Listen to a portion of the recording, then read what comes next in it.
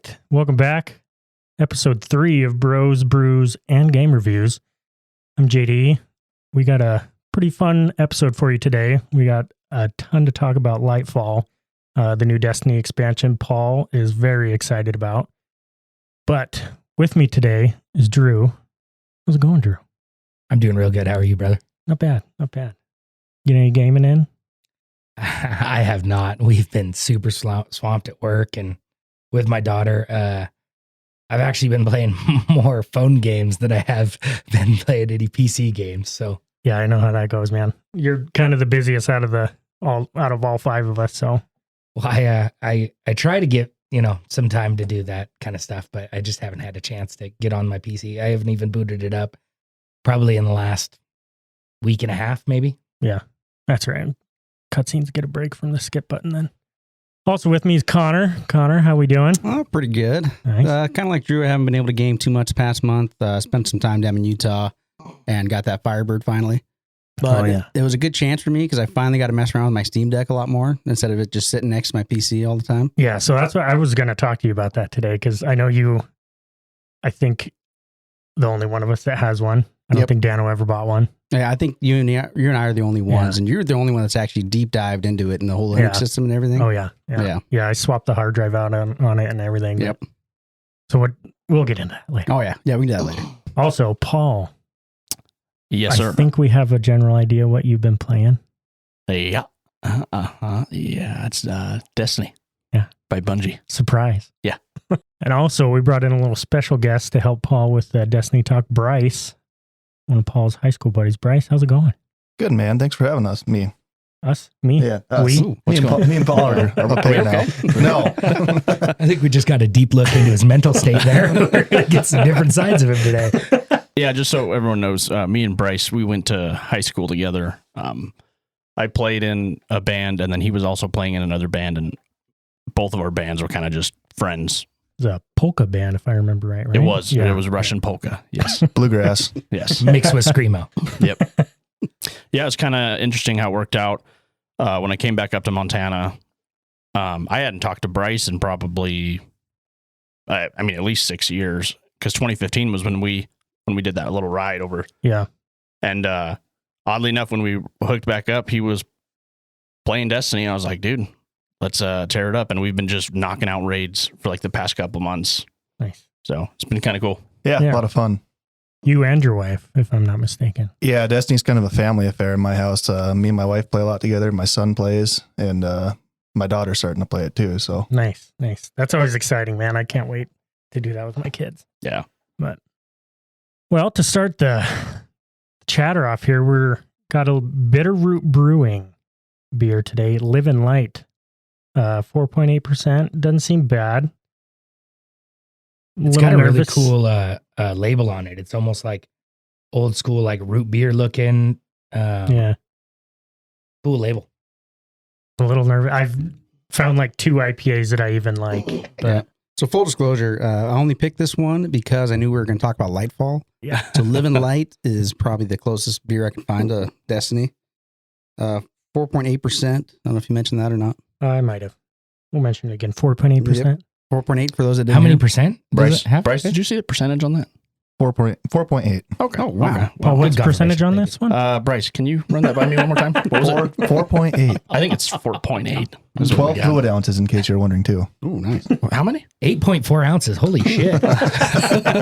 Should we do a group Just a crack little. right here? Yeah, let's tear into her. 3, 2, 1. Oh, dude, that sounded good. Take a blast off. Smells good. Oh, that's not too bad. I Honestly, really like the way IPAs smell. I'm not a big fan of the taste because it kind of like kicks you in the teeth with. yeah. It's usually the aftertaste that gets me. This one doesn't have a harsh aftertaste, actually. Yeah, it's definitely Livin Light on the IPA-ness there. Yeah, Oh, wow. an IPA under 5%, it's got to be really light flavored. Well, and I feel like I'm not getting smacked in the face with hops on that one either. Yeah. I feel like it's a little more subtle. Paul, I'd you say. want to check the color here?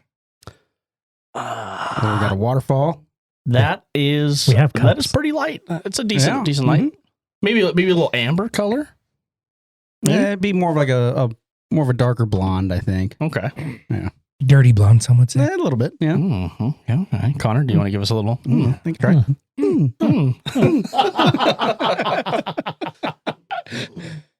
That's all right. The joys of editing a podcast. Honestly, I like it.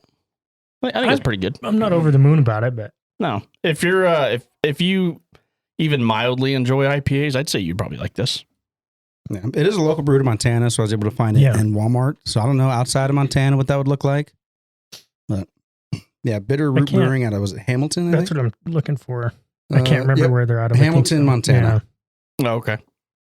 7.8 carbs. What do you think, Less Mr. Bryce? than 1 protein. Is that for fat guys like us? Oh, yeah. Nice. You know, it's all right. I'm not a big beer person, so Would if you were at a family gathering and that was there, would you drink it? I mean, probably. I wouldn't drink a whole case of it, but one. Sure. Gotcha. So since you're the guest, why don't you start us off? Would you say that you would approve this beer for the group? I mean, yeah, probably. I mean, it's a light sipping beer, you know. We got 1 stamp. I might have to pass. It's not that it's a bad beer. It's just not. I don't know. It's not my seal of approval worthy. I think I agree with you. I don't. Probably maybe the first and last of them. Like you say, it's not gross, but I don't think I'd pick it out. I kind of knew when I looked at the label and at the bottom it says IPA. I wasn't going to be a fan of it. It smells really good, but I still get that. And it's a gentle kick in the teeth, like probably close to my ex-wife. But it's not, I mean, it's not a roundhouse, but it's still, right up in my grill with the IPA. So I'm going to say no stamp for me. I'd almost give it like a half stamp because it is a decently flavored IPA. Can't half stamp one There's stamp. no half stamps. Hey, You can't double stamp a double stamp. I'm just reading from the book I wrote, okay? But yes, I mean, it is a lifestyle IPA, which I know they're trying to go with like a more lighter kind of flavor. But when you think an IPA, you don't want light. You want something to kick you in the teeth. Right. I don't know. For me, like my dad's a really big beer connoisseur, and that's kind of passed on a little bit to me. But it's not a bad flavor, but not what I think an IPA should be. Yeah. John Zumwalt, the core of my Juice Force addiction. Yeah. Your dad has gotten me messed up a couple times. Oh, yeah. He was trying to get me messed up last night. You didn't fall to the pressure? No. You didn't go to the dark side? We didn't find Juice Force on tap anywhere. I can tell you where it is. JD knows. It's a dark place. So we got 1 approval. 1.5. Oh, yeah, I guess 1.5. For the Livin Lite IPA. Yeah. BItterroot Brewing. Not a bad one. It's just, meh. Yeah, not what an IPA should be. It's probably not going to go on our shelves then. The non-existent shelf. Yeah. It'll get there. We'll get one. We'll You get there. imagine it's up in that corner right there. That blank white can with no sticker on it. Do we even still have that last one? I don't think so. We should just fucking stapled that up there. Yep. Did you end up having that mushroom beer to give to his dad? Oh, it's in the fridge. I asked about it. I thought about coming to grab it. But you should have. No. We actually saw it at the store last night, and he passed on it. So. Did he? Okay. Yeah. Good call. He didn't want a cumin beer? Yeah. Cumin? It was I'll probably edit this out curry. too. It was a curry that I got. Yeah, curry. My bad. Cumin. Cumin. All right. Well, Paul's kind of itching and scratching over here. I think we'll just let you and Bryce run with it. Let me start off by saying Lightfall was probably one of the most hyped DLCs like recently. Yeah, especially after the reception of Witch Queen. Yeah. And a lot of people were saying this was going to be, and this is before the release, a lot of people were saying this was going to be the Infinity Wars for Destiny. Kind of how Infinity Wars was like the pinnacle moment in the Marvel universe. As far as questions being answered, people being introduced, people being killed, story progression, blah, blah, blah. And it was not. So Drew, let me try to give you a little bit of a comparison. Imagine if Lightfall, or not Lightfall, when you watched Infinity War, imagine the movie never tells you what the Infinity Stones are. They just tell you they exist. They don't tell you what they do. They don't give you any description as to who Thanos is and what his overall intention is, but that's just the movie. Yeah, I probably would have skipped that one. Yeah. So and a good comparison is like the action scenes in the movie would have still been really good and it still would have been pleasing, but narratively it sucked. Sure. And that is exactly what happened with Lightfall. It was a lot of fun to play. I will say that the campaign itself was fun. Narratively, I was very, very disappointed. I felt like it was basically the filler episode of Destiny. Yep. Moving forward. Absolutely. That they were just trying to, like a cash grab, all the hype for the new subclass, the new campaign, new raid, new weapons. Yep. And like Paul said, the campaign was super fun. Me and my wife had a blast playing through it. But beyond that, all the hype from the Witch Queen, all the seasons last year leading to the moment. And you're like, well, what's going on? And you finish the campaign and you're still like, I have no idea what just happened. Yep. And you almost had a lot more questions. Mm-hmm. Like one of the big things, I mean, basically the whole thing throughout Lightfall is the veil. So one of the things I kind of put on my notes here is Osiris mentions the veil in Lightfall as well as he does in Season of the Seraph, which was last season. Right at the very end of it, Yep. he mentioned it. And it kind of left this ominous feeling at the end of last season, like, oh, fuck, like, what's the veil? And it was part of the hype, part of that build up to Lightfall. And at no point does it tell you what the veil is or what, like, where it comes from. So at the end of last season, they just said the word like veil and ended the season. No, There's a cutscene to it. It was a cutscene. I skipped it. Let's skip it. Way above your head. But no, they mention it kind of like in the dialogue as something that we need to find or we need to pursue. With the utmost urgency, we got to get to it first. Yep. Before At the end of last season, Mhm. they talked about you got to get there first. Yep. Okay. The only thing we really find out in Lightfall is its power is used to power the Cloud Arc, which is basically like a Google Cloud for all of the Neomunins' consciousness. I think it's just consciousness. Okay. So it's obviously a very powerful thing because millions of people's consciousness is ran off of this thing. So it's a very powerful thing. That's the extent of the explanation you get. So you get sent to find the veil, and they're giving you a teaser that's what this new season's going to be, the Lightfall season. Lightfall expansion. Lightfall expansion, sorry. And then you get into the Lightfall expansion, and they talk about a little bit about where the power is, but you still don't find it. So you find it. Oh, So another thing I should have prefaced when we started this, there are going to be spoilers. So yeah. I haven't really spoiled anything yet, but basically what happens is the witness, who's been this ominous figure, and he was going to be like kind of a prominent enemy that you're going to be fighting. He finally shows up, and this was like from Destiny 1, this was like the darkness finally coming back. And so this has been kind of foreshadowed for 10 years. So it's a very pinnacle moment. for you, for sure. Well, no, just for like the story, you fuckhead. Yeah, it was just it was kind of a letdown. And so like the witness he uses the veil to gain access to the traveler? ? Like no one knows. Like, you know what I mean? Yeah, he just he gets the link between the veil and whatever he's using, and then he just walks inside the traveler, and you're just like, well, this makes no sense. What's the traveler? So that, oh my God. What? So the traveler's like this big He's like the opposite of the witness. He's like the one that gives the. Oh, so it's a guy. He walks inside of a guy. He goes. He's like a giant planet. It's the big basically. moon looking thing. yeah. Oh, okay. So Yeah. the big white sphere, and he's kind of what the game revolves around. And he's what gives the Guardians their light. Okay. So, and the confusing thing here is it a he? well, did I just assume? I think you just assumed the I traveler's did just gender. assume. Yeah. All right, that's a wrap. That's a wrap. No, We're so canceled.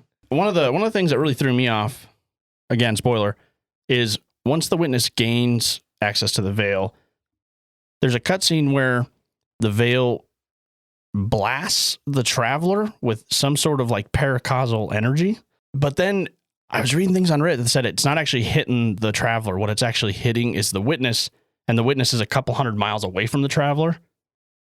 And then this triangular gateway opens up in front of the traveler, and the witness walks into it. So it's like, is he walking into the veil, or is he walking into the traveler? Is he walking into a different dimension? Like, what the fuck is going on? Yeah, that's kind of a bummer here. Like with Destiny 1, they didn't do a great job with the story. Or they did a good job with the story. They didn't do a great job of putting it out there for you. Like, there wasn't a lot of cutscenes. Yeah, like, it was all there in the Grimoire stuff. And, if you wanted to find it, you could. But now that they've gone, like, almost a full 180, like, the cutscenes are there, but they're just confusing as fuck, kind of. Yeah. Like, the whole story just sounds like it doesn't really make sense. Well, and especially coming off the heels of Witch Queen, which was so well done. That was probably one of the best DLCs they've released. Yeah. Well, and that, like, kind of hearing about all the, it's not really even mixed. Like, it sounds like the whole community is not real high on it. Like, they all kind of agree with you guys. But when I was hearing about that, I was kind of, well, maybe people are just still high on the Witch Queen and, like, it's just not as good. But it sounds like that's not really the case. Like, it's just not great. Well, and it's hard too, because in my opinion, the season of the Seraph, the season going into the Lightfall expansion, was a fantastic season. Mm-hmm. We got a little bit more story background on Rasputin and what happens to him. And at the very end of the season of Seraph is the witness comes in, and it's like, oh shit, here's the moment that we've been waiting for God knows how long. Yeah. And it just, basically over like that, and you're wondering what the hell just happened. Right? Yep. Yeah, I think that's a part of a lot of people's disappointment is Season of the Seraph was so well done, and it is honestly my favorite season that they've done. And then also that's still coming off the heels of Witch Queen, so you're already kind of naturally hyped because they've been putting out just bangers. They're just doing awesome expansions, awesome seasons, and you're like, okay, this has got to be good. No. Another thing, I still have no fucking clue what a puka is. I don't even. What's that floating thing? What is a puka? So did you were playing during Beyond Light, weren't It's you? a real douchey necklace. The guys A wear. little bit. Actually, no, I don't think I did Beyond Light. That's the neon. That's the one where Stasis got introduced. Oh yeah, yep, I did play that. So the stranger, or the exo stranger, yep, that thing that's flying with her, where everyone just assumed it was like a ghost from the Traveler. Do you remember? Yeah, I think so. It's like it almost looks like a fish bird. I don't know how to. But apparently it's a I don't know puka. if I remember That they're called a puka. And one of the things they unveiled when they showcased Lightfall was like this garden, and there's just tons of puka flying around. It's like, oh, nice. Maybe they'll explain what's going on there. And nope. Wow. So my understanding on a Reddit post that I saw a while ago is one of the ghost shells tell you what a puka is and how the exo stranger came to get it. I don't remember what shell it was, but it's just kind of silly to me that we have to go digging through all this lore to find it. Yeah. Instead of just being explained. Yeah, I agree. Because I don't read the lore pages. I expect the game to, like Witch Queen, you play through it, you have a pretty good idea what's going on. Yeah. And then, I don't feel like I should have to invest more time digging and reading into after materials to get the story. Sure. Well, and I mean, at least make it a little more subtle. Mm-hmm. You know what I mean? Yeah. Don't make it something that we have to dig through. Another thing, a real big disappointment for me on this. So I'm going to go through my disappointments, okay? And then I'm going to end on a high note with my I was going to say, is there a pros list? There is a pros list. Okay. There is a pros list. I did find his review on Steam, and there is a small pros list. You found my review on Steam? Yeah, I'm just looking at it. Oh, yeah. Don't read it aloud. Let's read that after he's done doing his review.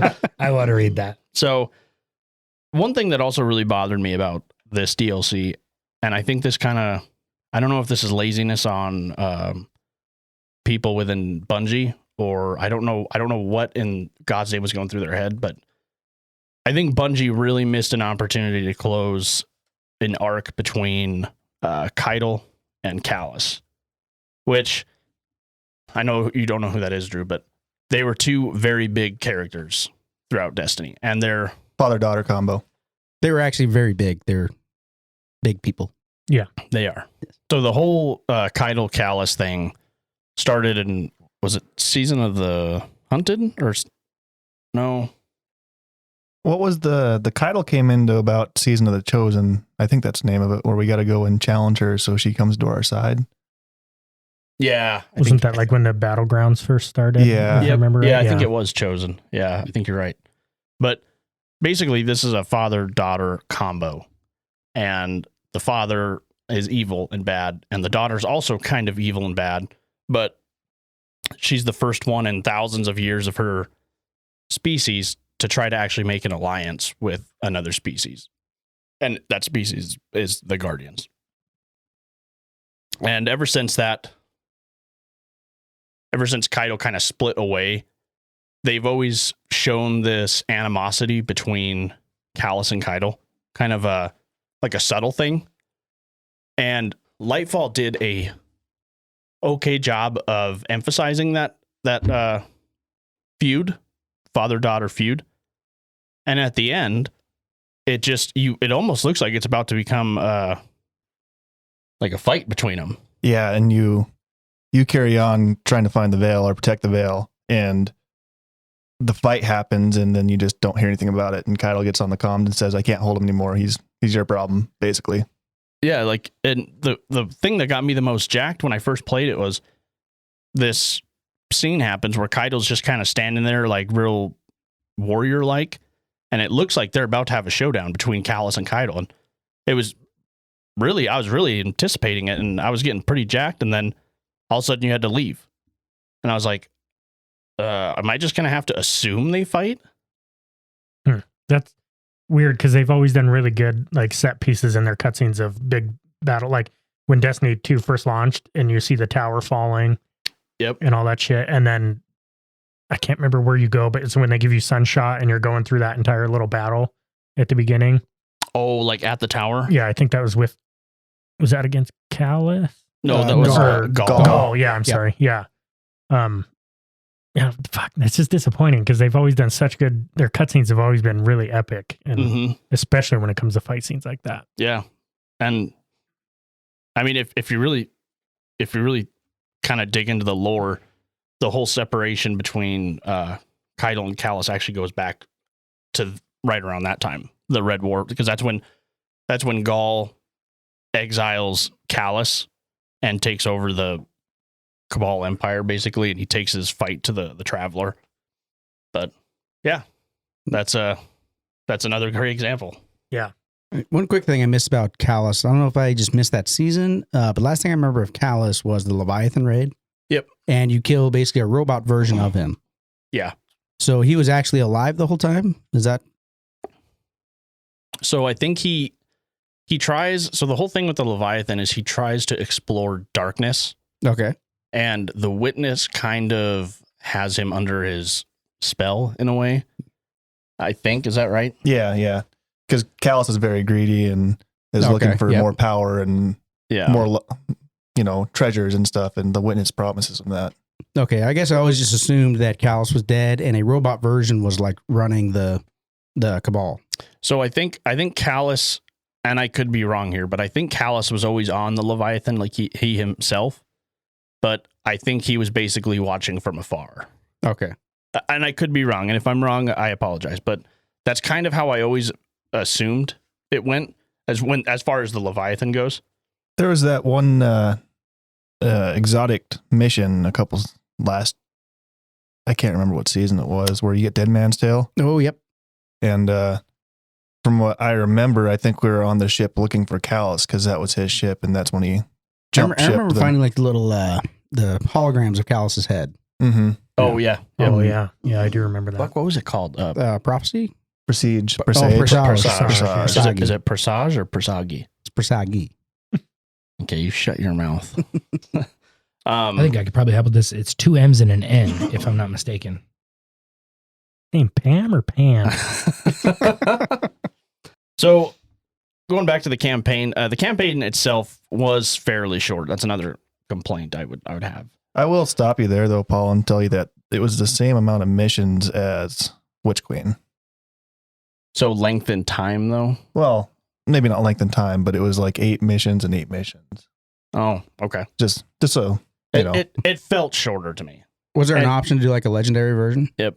Okay. Because that Witch Queen I did on solo legendary, that took me forever Yeah, it to was get through tough. that. It took me and Nikel, I mean, of actual gameplay, probably somewhere from like 6 to 8 hours on legendary. Yeah, that's pretty similar to what me and my wife did. I think we finished it over the course of 3 nights, like 2 hours a night. Yeah. Yeah. It felt short to me, and maybe that's because maybe the interactions just felt short. I don't know. It felt shorter to me. And another thing I kind of complained about too was, and this is just personal, is I think it focused way too much on Strand, which is the new subclass.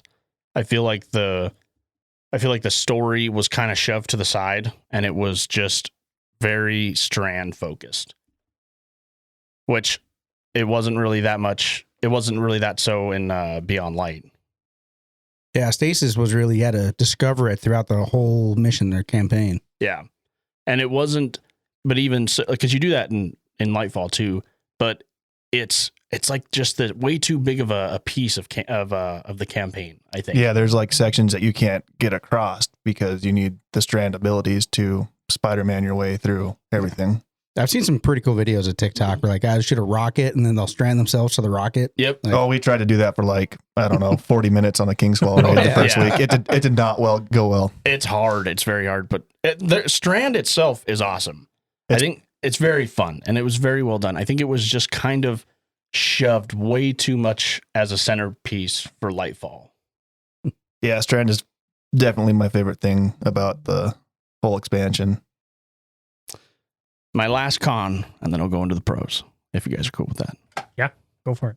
I really felt like Lightfall severely lacked on character development. The two main characters that are introduced is Rohan and Nimbus, and they're like the new race, the Cloud Striders. Spoiler alert: Is Nimbus a broom? no, he's a cloud. Oh, you almost had Connor. is Rohan, You almost had him. does he have a horse? He does, and a banner, Oh. and he fought at Helm Deep. No, like Rohan. I thought Rohan was actually a fairly decent character, but you get to talk to him for 5 minutes and then he dies. I feel like they've done that. Maybe not dies, but they'll introduce a new character and you do like a mission or two from him, and then it's like, oh yeah, forget him. And like the way he sacrifices himself, and again, spoiler alerts, but the way he sacrifices himself, you could tell they tried to make it like a dramatic, like emotional thing. But you had literally had maybe 30 seconds of dialogue with this guy. Yeah. And it's like, okay. I'm not that attached in 30 seconds And to this guy. he doesn't die in like a cutscene. He just dies like mid-mission, just like gone. Yeah. Oh, that sucks. Like when Rasputin dies in Season of the Seraph, they built him up for a whole season. You get to know his personality. You get to know his character. Or- And they actually get you like intertwined with this personality they're putting in front of you. Like So- when they ripped Cade from our hands. Yeah. Yeah. Kate had been a thing since the vanilla D1. Yep. And yeah. And then Nimbus is just this annoying teenager. He's supposed to be this badass, like cybernetically enhanced or augmented thing. And he just whines and he's just annoying. It's like, I don't enjoy this character at all. Wait, so is he a guardian or what is he? He's a Cloud Strider. He's like the protector of Neomuna. So Neomuna is like it was like the city that survived the very first collapse in Destiny, like before Oh, Destiny okay. 1. Is that the big neon city that's in the trailers and everything? Yep. Okay. And so the veil is under it. All right. Just- and The Veil's powering the Neon City. and Good call. Nice. yeah, hey, He pays attention. God damn, Chalk one you up for Drew. basically have sat through this whole cutscene that we're in right now. Yeah. And you learned I've been trying to skip, dude. My button's stuck. Just mashing buttons on this mixer. That's about all I have for negatives For the shit talking. for the shit talking. I'm going to talk about the what I thought were pros now. Despite the campaign lacking narratively, that was a good crack. Crack.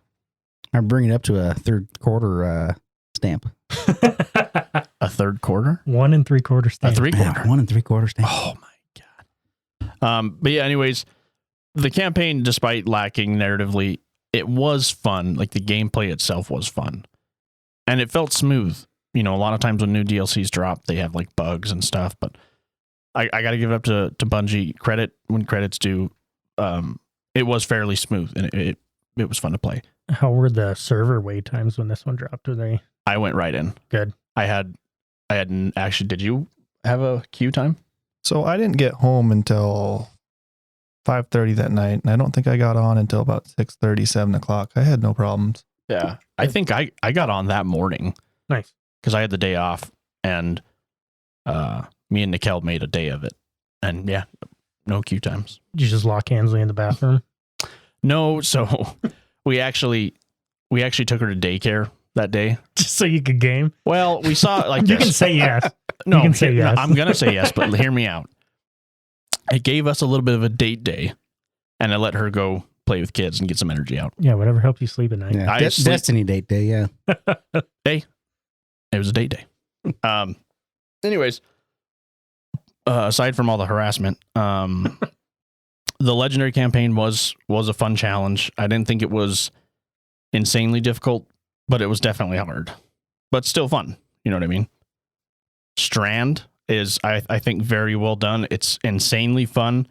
It's kind of a breath of fresh air to the subclass that we've been missing, that we've needed.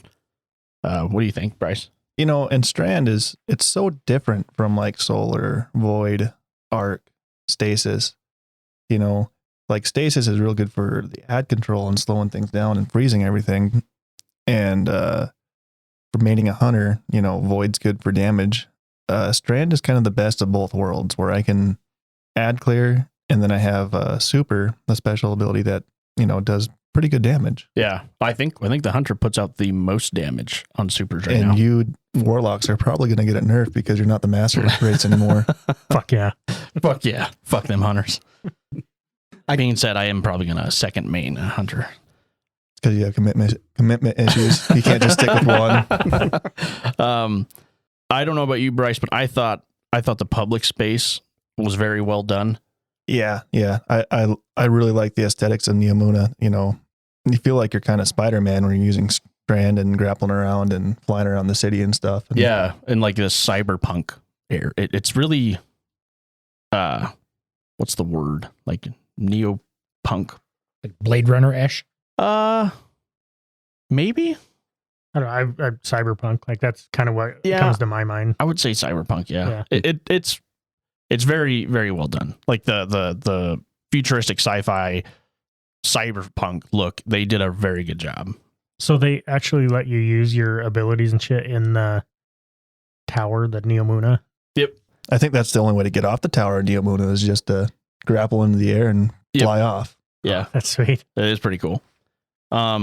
The Terminal Overload and Vex Incursion, which are two events that happen in Neomuna, they're very fun. I have done a ton of Terminal Overload, and I'm not bored of it. Yeah, as long as I'm not by myself and, you know, someone's there with you, it's a good time. Yeah.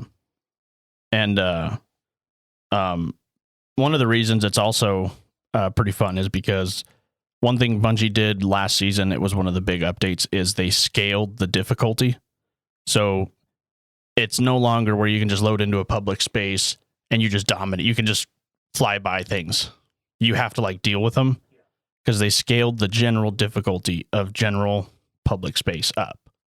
So that's kind of nice because it kind of forces you to actually interact with the public space a little more. Yeah, like I completely wrote off all the like patrols and public events and all that shit and the old stuff. It was just It was samey. It was real. yeah, and it was super easy. Yeah, it's not, and that's not the case anymore. That's good. And the Terminal Overload gives you pretty decent rewards. You get 2 chests at the end of it. You can cheese it and open the chest 3 times. Yeah, so there's a Classic. there's a cheese where if you beat it, so 2 chests will spawn. You'll get one that you have to have a key for, and then one that's just for everybody. And as soon as you grab that, if you jump on your Sparrow, go into the next area, and when that area loads, come back, and you can grab the chest again, and you can do that 3 times, which is cool because you get 3 times the rewards and 3 times the reputation gain. So it's kind of Nice. It wouldn't be Destiny without a cheese. Yeah. Yeah, I mean, there has to be a cheese. One of the other things I really liked was the quality of life changes they did for Guardians. So having loadouts, that was something people have wanted for years. Yeah, I hated switching that. Once I got into one, that's what I did. And not having to get on your phone and use a third-party app to, hey, I want to switch to this loadout. Now you can just do it mid-screen. You can do it mid-encounter of a boss if you want to. Yeah. Every time I played Destiny, it was, I had my laptop on one screen. I had to boot that up, get on dim, get on light GG. I had Discord on monitor, and the Destiny, it was like a fucking control room just to play this fucking video game. Yeah, that was something a lot of people were really wanting. So they got the loadouts. They have a mod screen now. So you know how the screen looks when you go into like customize your appearance. That's exactly what the mod screen looks like now. Nice. So all of your mods are right there. You don't have to keep bouncing between armor pieces to look at them because they're all displayed right in front of you, which is good. They got rid of the energy requirement. Like, so if you had like a solar chest piece, you can only put solar mods on it. Oh, that's right. Oh, they got rid of that? Now you can put whatever. Yes. They made it simpler. Yep. And I was talking to Paul the day that it came out, and I was kind of upset, I guess, because they took a lot of stuff out. But once I realized how much more convenient it is, I kind of like it. Yeah.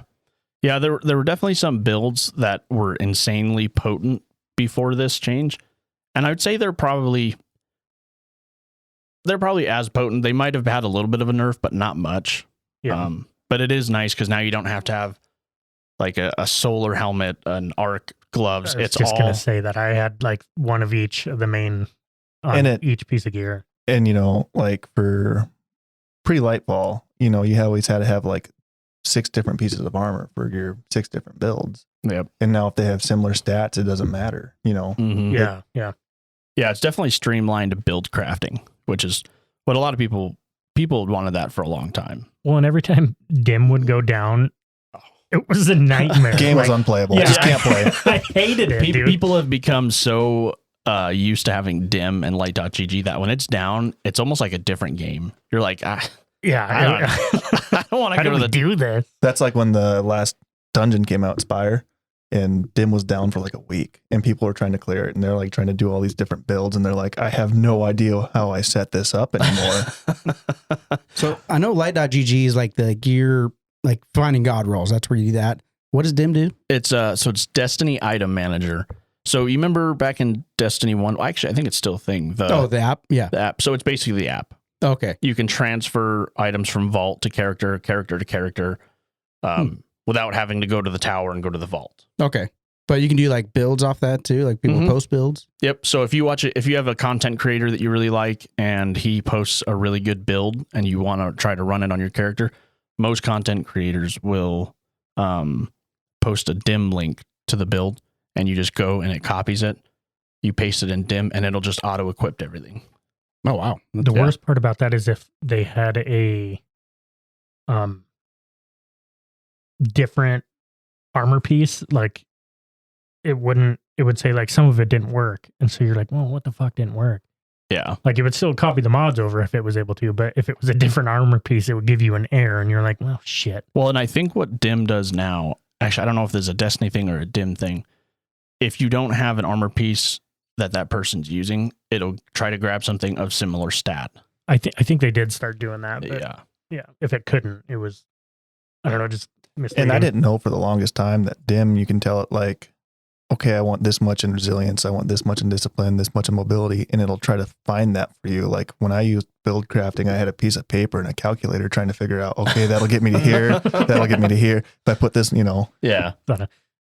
What's the little thing with the balls that have, the abacus. Abacus, Yeah. We used to have those in school. Back in the day. you're chiseling your homework into the fucking stone tablets. Was this before or after you had to walk uphill both ways? It's after, and we were barefoot. In the middle of winter. Subarctic temperature. So the other quality of life thing that is nice is just inventory management.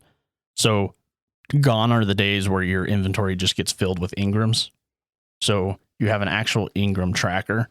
So if you get an engram from the Vanguard, it goes to Zavala.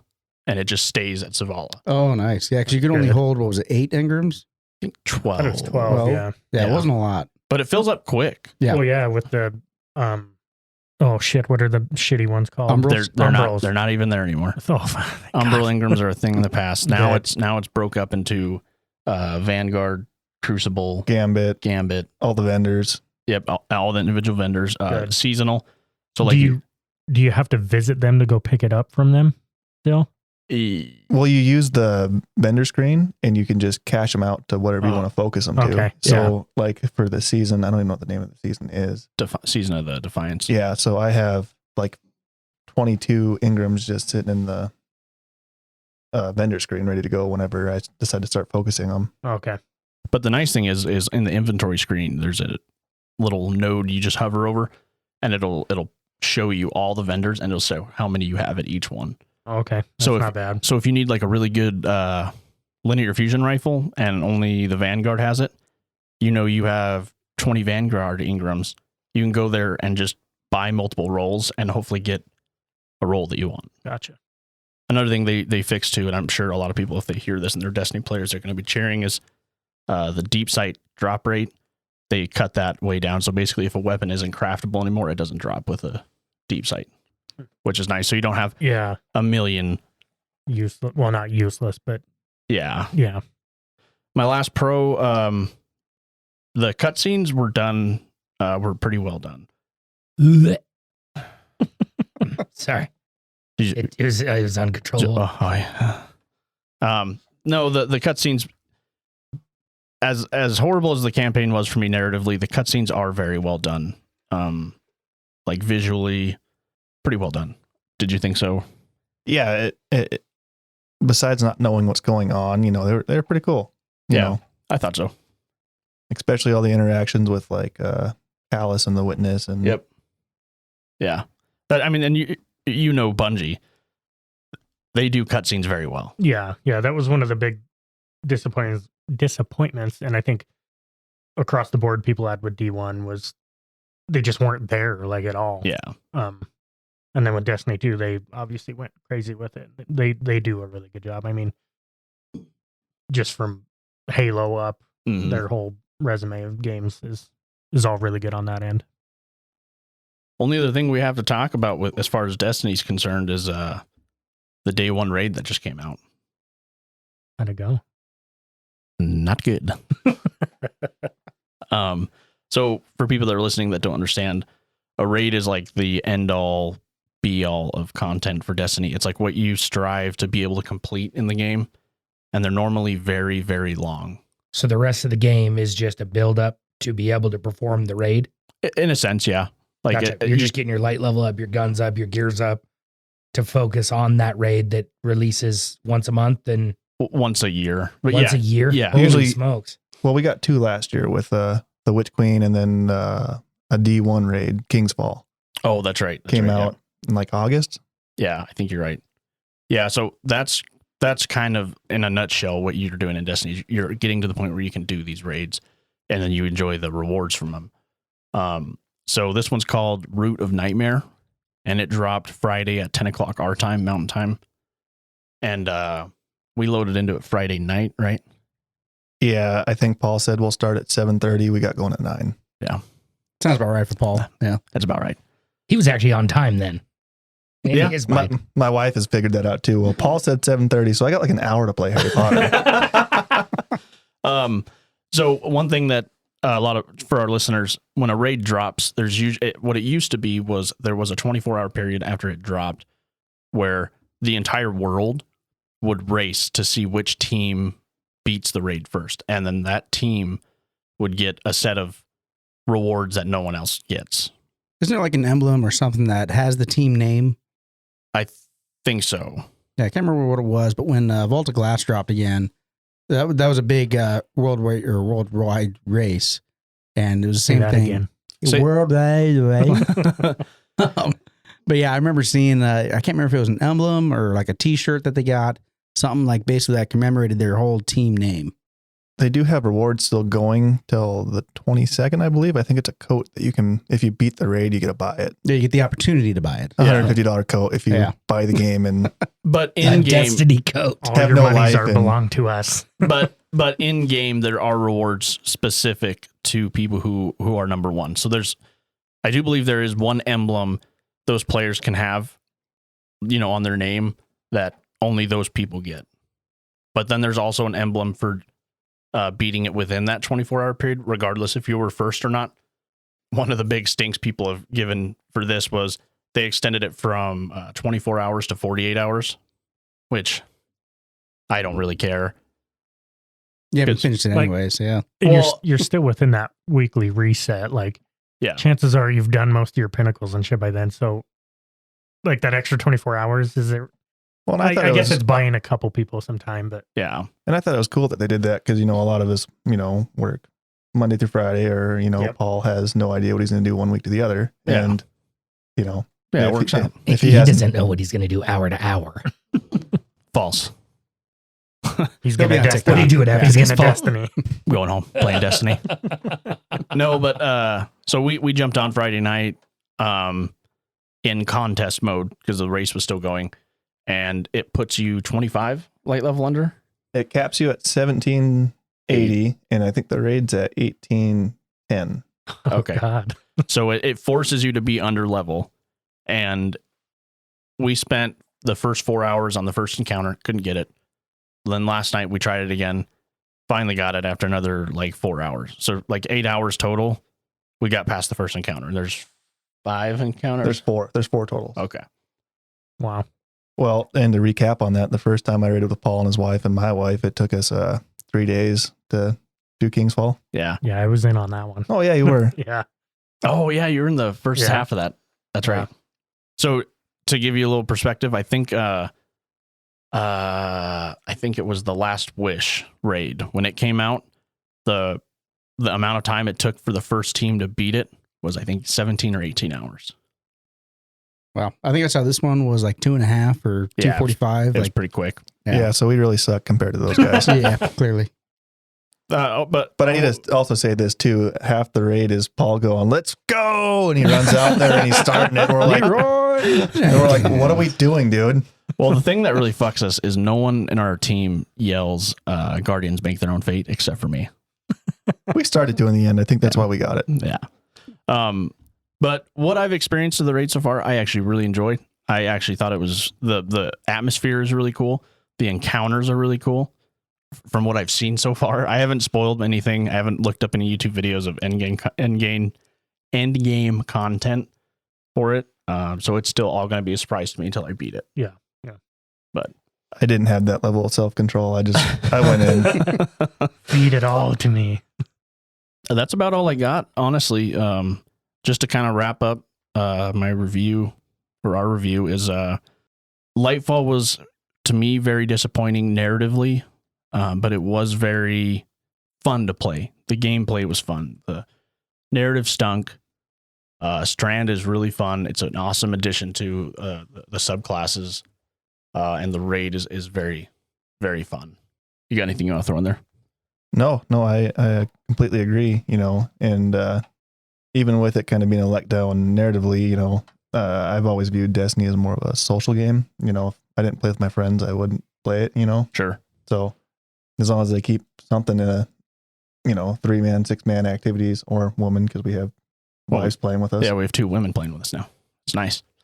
Yeah, that's about what I got. I do wish they would bump the fire teams up to 4. I know. I don't get it. I never have. I never will.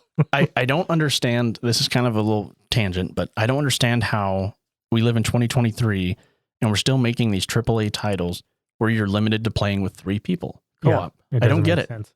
I get it on old consoles when there was only 4 controller ports. Yeah, yeah. It blows. The one that really blew my mind was Outriders, Oh, yeah. because Yeah. they had 4 subclasses and you can only play with 3 people. Wasn't Anthem the same way? I think it was a 3-person party, but you could have 4 subclasses. I think Anthem you could. I thought we could do 4. I don't remember, though. I don't remember. I'll look I do know Harry Potter. There's a mod now for 10-player co-op. Oh Yeah, see, my people god! are doing it on their own. And these big, Yeah. big developers. can't Leave it do to the mod community to make games. Oh yeah, What we like want. Skyrim. I think you can do the same thing, like 10-player co-op in They turned Skyrim. that into an MMO. There's Yeah. an MMO mod for that. That's awesome. Well, so yeah, we can get back into your Steam review that we kind of glossed over a little bit. Just glancing at Lightfall though through Steam, everything is mostly negative on the reviews. Yeah, it's not been great. Nobody is liking this. But yeah, Paul's review here, he's got Similar reviews to what Paul just did. yeah, pretty much everything is just all negative. Nobody really likes it. But Paul here pretty much had the same pros and cons list that he was talking about. He does mention that he's a D1 and D2 veteran with over 2,000 hours. And I can confirm that he's played across Xbox, Yeah, what was it, Blizzard's Battle.net. Battle.net. Yeah, Battle.net, and then Steam. So it's kind of hard to track overall hours, but Right. yeah. I bet you it's 3,000 to 4,000 hours total. Yeah, that's his life. Do you Yeah. tell him to kill that? Oh, she knows. When we first got together, when I was still in the Marines, the last half, any veteran knows that, like, the last part of you getting out of the military, you do nothing. Like, you're expected to go do one thing today, and that might be the only thing you do all week. So I'd wake up in the morning, I'd go work out, I'd go to chow, I'd go to morning formation, and then by like 8 o'clock in the morning, I was in my room playing Destiny till midnight. Yeah, I remember that. Like, it got to the point where my wife, or she was my girlfriend at the time, she'd call me. She wouldn't even ask how I was doing. She'd just be like, "How's Destiny?" That's good. It was good. It's a good one. Wow. It's good. And now she's a key member to our raid team. Yeah. Yeah, she's actually gotten pretty deep into it. She's Yeah. we graduated her from Blueberry last week on Yeah. Kingsfall. I made Yeah, her she do what was- I did because I Yep. didn't want to do it anymore. Yep. Yeah, she's doing pretty well. She was actually leading the kill count a couple times last night. Rock mazes still, or jump mazes still really mess with her. She's getting a lot better. She is? Yeah. I know that's been the main bane of her existence for Yeah. a really long time. She still doesn't like them, but she does a lot better. My wife's the same way. We get like the dick wall, Kingsfall. Yeah. You get there and she's like, "What the fuck is this?" Yeah, the ship jumping Yeah. puzzle in Kingsfall. Mhm. I think the first time we did that, it took my wife 2 hours. I think it was close to 2 hours. It was something like that, but I mean, I can't say anything too bad about it because the first time I did it with my clan, well, not the first time, but we wanted to get the triumph for the same class. We all did on Warlock because Warlock's overpowered, Mm-hmm. and that jumping puzzle took me like 2.5 hours to get through. Oh, yeah. If you've never done it before, it is challenging. Yeah. Yeah. I know the Warlock pain because last time I was playing, I started up a Warlock character. Exact same thing. I could not get through any jump puzzles. The Warlock jump makes no sense to It's me. terrible. I love Yep. it. I love I it. play Titan though, for those that are curious. So that might play into it. Once I got used to it, it's by far my favorite class. Yep, same. Well, I think if we're done with Destiny, we might take a quick break. When we come back, I think Drew's going to go into a little bit of Hunt, and we might poke into the new Metroid Prime remake.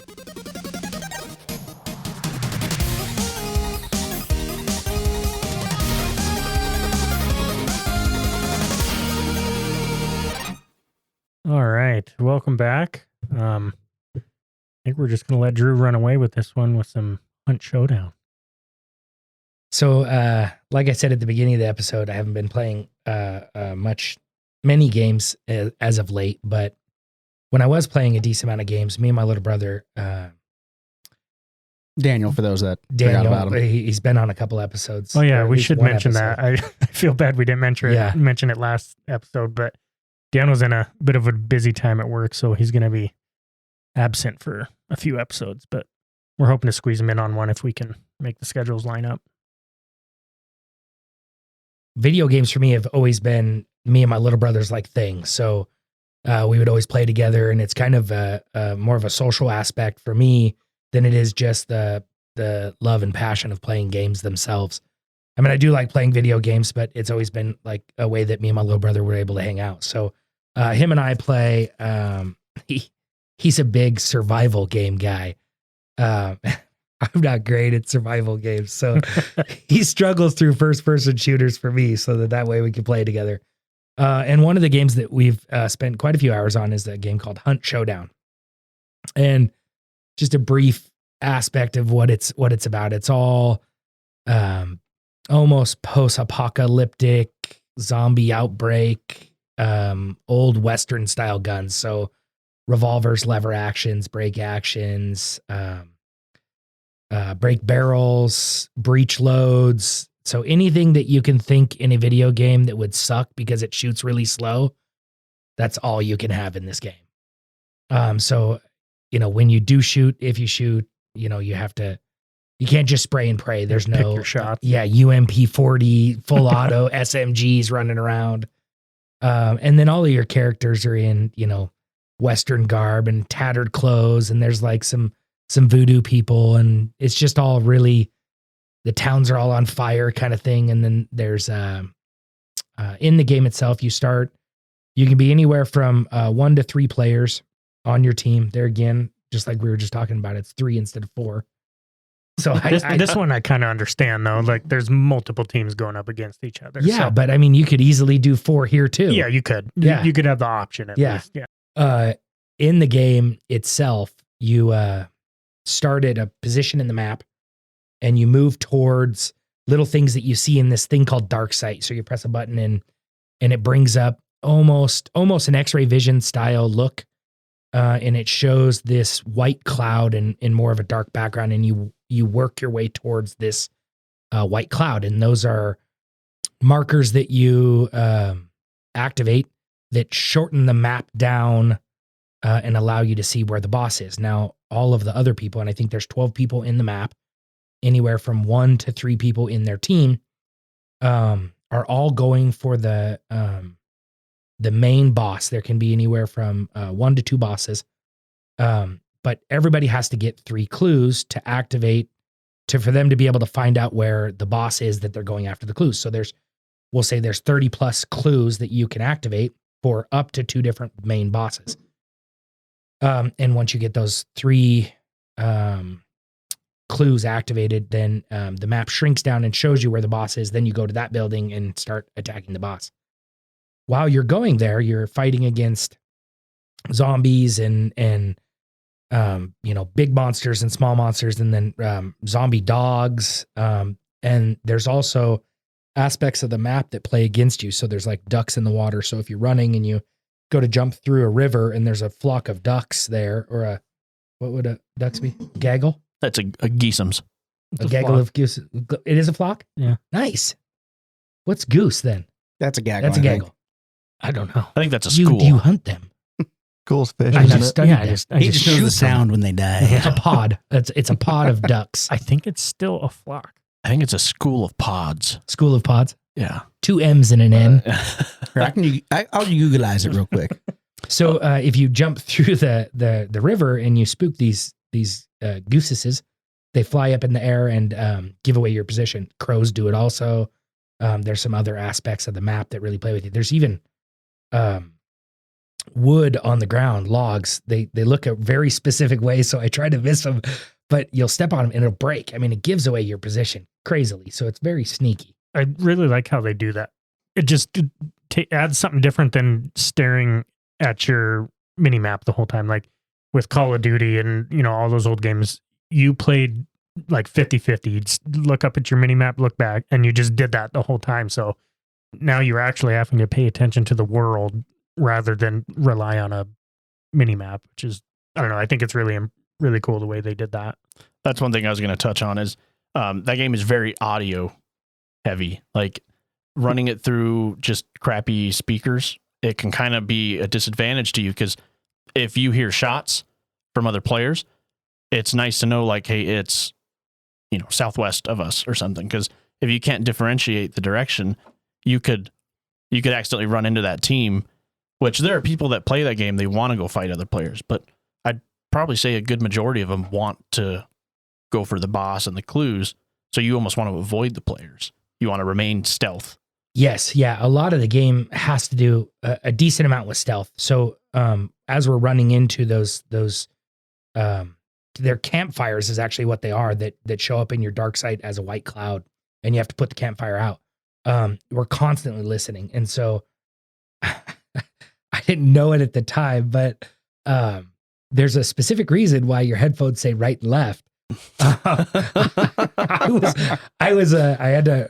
and my little brother were playing a game, a match, and I'd run to the bathroom real quick. I come back and I was using earbuds at the time. And at the beginning of the game, you're right. It says like, hey, you really want to use headphones. You don't want to use your ambient speakers for this because sound is a big portion of this. But I just throw my earplugs in and we go. We already got the 3 campfires, so we were moving on to the main boss, getting ready to move in and attack him. And there's some aspects that kind of tell you if there's a player close to it or not. It's your dark sight ring becomes red and lets you know if there's a guy around the boss. So it was red, and we kind of move forward real stealthy like, and all of a sudden Daniel gets shot and gets dropped from a direction, which he was calling to the left. And I'm hearing these shots from my right side. And so I'm turning to the right. I'm like, I don't see him. Well, when you die, you can jump over into your teammates and you can kind of look through them. And so not only am I hearing this gunfire coming out of my right side, so I'm looking to my right, I'm also hearing my brother scream at me through the headset, like, he's on your left. He's on your left. And so I'm turning to the right, and I got this lever action, slow as hell. When I came back from the bathroom, I put my left and my right and my right and my left. And so now I'm very cautious of my right and my left on my headphones, more than I've ever been in my entire life. You do get, when you buy your kit at the beginning of the match, before you launch into a match, you have to use hunt dollars. Is that a premium current? Like, do you have to pay real money for that? You can't buy them. Good. I've tried. Good. Because I suck. No, you can only win it. And the only way you win it is killing hunters, killing the medium-sized guys, killing the big bosses, getting those campfire clues. There's some other things that you can do, like there's side missions where there's these things called witches. And if you get too close to the witch, she sends these poisonous bees at you. And you can get fire bullets in some of your guns. One of the side missions, or an alternative mission, I guess, would be you're supposed to kill like 7 witches with flame bullets. And so there's stuff like that, and you get extra points for them. And then you can also find hunt dollars on the ground. You can find perks. And then as you level up your guy or your girl, you get to add perks to that character itself. So one of the ones that I always do that Daniel thinks is dumb is this thing called, oh man, I forgot what it's called. Basically, it reduces your fall. No, it's called pitcher. That's what it is. That's the one him and I always argue about.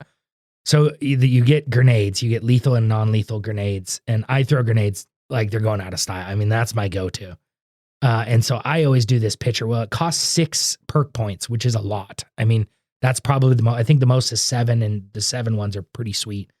Well, this just increases the distance that you can throw a grenade.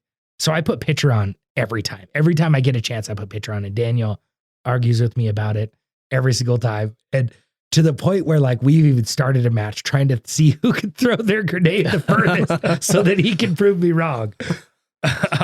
Dude, imagine you and Dano trying to work as a team on something. Sounds like a fucking nightmare, because you're the 2 most stubborn people I know. I've been in hunt with both of you, and I almost leave and do my own thing most time because you guys are screaming at each other. Oh, it is. I jump out of the Discord and I go my own direction. Gaming's been a way for me and my brother to bond and fucking beat the shit out of each other. verbally just destroy each other. So yeah, it's a very first-person shooter, but not like fast-paced. There's absolutely no cutscenes, which is phenomenal in my mind. Unlike that Destiny shit. Your shit. JK and it's you can put some perks on that allow you to have full auto. It's called fanning or levering. So with your revolver, there's this chain pistol that you can buy or that you can unlock. And so just like in the old Westerns, he fans the hammer, holds the trigger and fans the hammer. It's inaccurate as all beat hell. But I mean, when you're in a thing where 2 guys are jumping down on you, then that's all you really got. And then the levering is just like you think it would be. You just kind of pop the lever as fast as you can. Well, isn't sniping in that game even pretty hard? Because aren't the scopes like, they're not clear, right? They're like fucked up. Yeah, they're cracked and they're hazy and they're all like, they're all like really old guns. So, I mean, it's even those old guns where the scope was off to the side. I can't remember what gun that is. It's a The Mosin did that. I don't remember. Otherwise, yeah.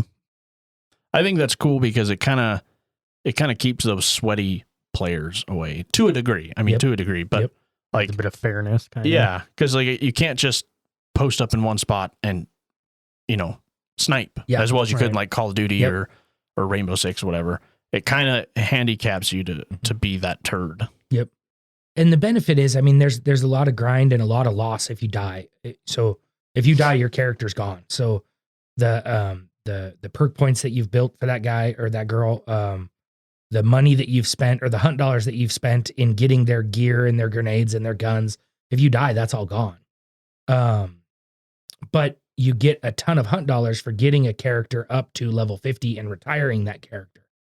So the cool part about it is like, you don't see a ton of guys who just OP'd. Like you don't see that a lot. I can get, starting and playing, once a month like I do, I can have the same gear as the people that spend all, 4,000 hours. I don't know why you were looking at me specifically. I mean, you're right across from me, but sure. Science. Yeah. That is one thing I do like about games like Hunt is you can jump in, just have never played the game before, and you're almost on a level playing field as someone who'd been playing it for 4,000 hours. Like, yeah, that person might have a little bit of an advantage over you because they understand the mechanics and the movements and everything in the game. Or the maps even. Yeah. But as far as gear and stuff goes, like you can be on level with people that are proficient in the game. That's kind of what I like about it more than Tarkov, because they're pretty similar in that sense where you jump in and it's whatever you came in with. And if you die, you lose it all. But with Hunt, it had not as steep of a learning curve. You still have a mini map. You don't jump in after a match, still fucked up from the previous match. But yeah, I wish I was a little more aggressive in the game, but that's just my personal preference. Yeah, it is a very slow paced game for sure. I mean, it's not, if you think, I think it's in the classification of first person shooter, if I'm not mistaken. Yeah. Wouldn't you say? Yeah. Yeah. It's not like any iconic first person shooter that I've ever played. So, right. Well, one thing that's really cool about that game too is, I feel like almost every time you play it, you're going to have a different experience, because I think the first time I ever played it with you guys, actually, the first thing we stumbled upon was the boss. We didn't even get any of the clues or any players. We just were running around and then we were at the boss. Like, you don't have to follow that. It's beneficial to, but you can just stumble upon the boss, and that's pretty cool. So one thing I just saw, I think it was earlier this week that they announced, they're going to make it so the boss can stumble on you because they're adding roaming bosses that'll roam around the map. That'd be cool. So I think that would be a pretty good twist to add. Yeah. Could you imagine if you're fighting a team and you're kind of locked in a firefight, and this got what is it? The spider or no, the spider's one? Yeah. Or the cockroach guy. Yeah. Cockroach, he's the one that always messes me up. Is one called the butcher? Yeah. Yep. He's the pig. With the headless pig. Or no, not a headless pig, but just a big old pig. Yeah, like, could you imagine if you're just fighting another player and then that dude just walks up on you Stumbles and mollywomps you? Yeah. Yeah, I don't know if they set a date when that update's supposed to come out, but I think. Yeah, and this game's been out. I mean, does anybody know what the release date is on this one? I want to say it came out in Early 2018. access was a while ago, yeah. Is it still early access? No, I think they hit a full release, but let me. Because I think you and I played it on early access in 2018. Yeah, they did like a free weekend thing, and it was rough. I didn't much enjoy it at all. I should go back to it. I mean, for a lot of reasons, but mostly because I haven't found a game that me and you have been able to play together for a long time, Drew. But without yelling at each other. I don't yell at JD them. and I don't ever yell at each other when we play games. Yeah, We just don't 2019 usually was play its games. official release. But like, What day there's did it come out? August 27th Of 19. 19? Okay. Yeah. But they're still doing updates to it. Here before I had this dry spell of playing games, we were playing it pretty consistently. Daniel was off quite a bit, and I was off. And there was just a random update that posted, and they did kind of a scorched earth update where, there's forest fires that you now have to maneuver around instead of going just like a direct line to your campfire that you have to go to. You end up having to, skirt around a forest fire of some sort, which just adds like a full, like 360 degrees of the game. I mean, it's just a full aspect. Was there only the one map, or was there several maps? I don't remember. I want to say there's one map, but there's like No, there's a bunch of different light spawns. levels. There's a ton of different spawns. So you can play it in pitch black. You can play it in sunrise. You can play it in sunset. You can play it in midday. You can play it. And then, like I said, they just released the scorcher. So when you get closer to the fire, then the smoke becomes an issue and everything's a little bit foggy. So are there updates free, like that they add a bunch of stuff like that, or is it free? Yeah. Nice. Yeah. I like when games do that. Yeah, I do too. Which it's hard for games to do, like especially live service like games like that they want to drag out for a long time. Like, I mean, they got to get their money to keep making it, but Yeah. the fact that they're able to do that, like the first one that comes to mind is No Man's Sky. Yep. And I was about to say No Man's Sky. there's no monthly fee for it. You buy it once, and they've so much content they've added. But I mean, I think a lot of that had to do with No Man's Sky's initial Launch. release. Yeah, they had a lot. They had a lot to make up for it, and they're Yeah. still making up for it. But they're pretty good. Honestly, I think they made up for it pretty damn quick. I would agree. That game, not to get away from Hunt, but that game went. It's not even the same game. Yeah. Oh yeah. Yeah. So that's kind of the encompassing parts of the game, in my opinion. Do a quick overview of it. I think that if you're into a first person shooter and you want a game that you can play, you can spend some time on, but you don't necessarily have to do just a ton of grinding on, I think Hunt Showdown would be a good game for you. Just understand, I mean, you're not going to have many full autos, if any, and it's going to be more of a precision, slow paced, sneak attack first person shooter. Yeah. If you like that kind of game, this would be a good game for you. I do want to give it another shot. It's Yeah. only $40 on I'll buy Steam, it for you. and there is the spring sale coming up pretty quick. So. Okay, I'll buy it for you on the spring sale. Is it only on Steam or is it cross-platform? It's not cross-platform, but it's on all platforms. Oh, okay. At least I don't You're- think it's you're- cross-platform. I was gonna say, are you sure I it's have not? no idea. Can you check real Let's quick? find out. One thing we should throw in there for people who are maybe considering jumping in there is it is an FPS, but it also is kind of a horror game. Yeah, Oh, sure. It's Yeah, not like it Call is of Duty super DMZ. scary. Yeah, it's not like a slowed down Call of Duty. It's more like Resident Evil. Yep, Yeah. it's more like the newer Resident Yeah. Evil meets maybe Tarkov in a way, as far as Yeah, like the sure. Yeah. lethality. Yeah. Yeah, because one shot and you're pretty much dead. Like there's No. yeah, you have like 3 health bars. but Well, if you get it headshot, depends that on the can kill gun. you. I mean, Yeah. there's a gun called the Nitro, and it's literally a single shot. I think you have 5 rounds in the game, and yeah, if you get shot without your med kits, even if you have one med kit bar gone, you'll be done. Or like sawed off shotgun up close. I think one Up shot close, you. yeah. But there's, I mean, the shotgun. The one thing I like about the shotguns a lot is like everything's semi-realistic. I mean, I know guns quite well, so you know the shotgun kill range is like 8 meters. So I mean, Which is pretty. yeah, That's pretty realistic. yeah. And everything else feels, the actions work like I know they work, and I really like that part. Yeah, it doesn't look like it has crossplay between consoles and PC.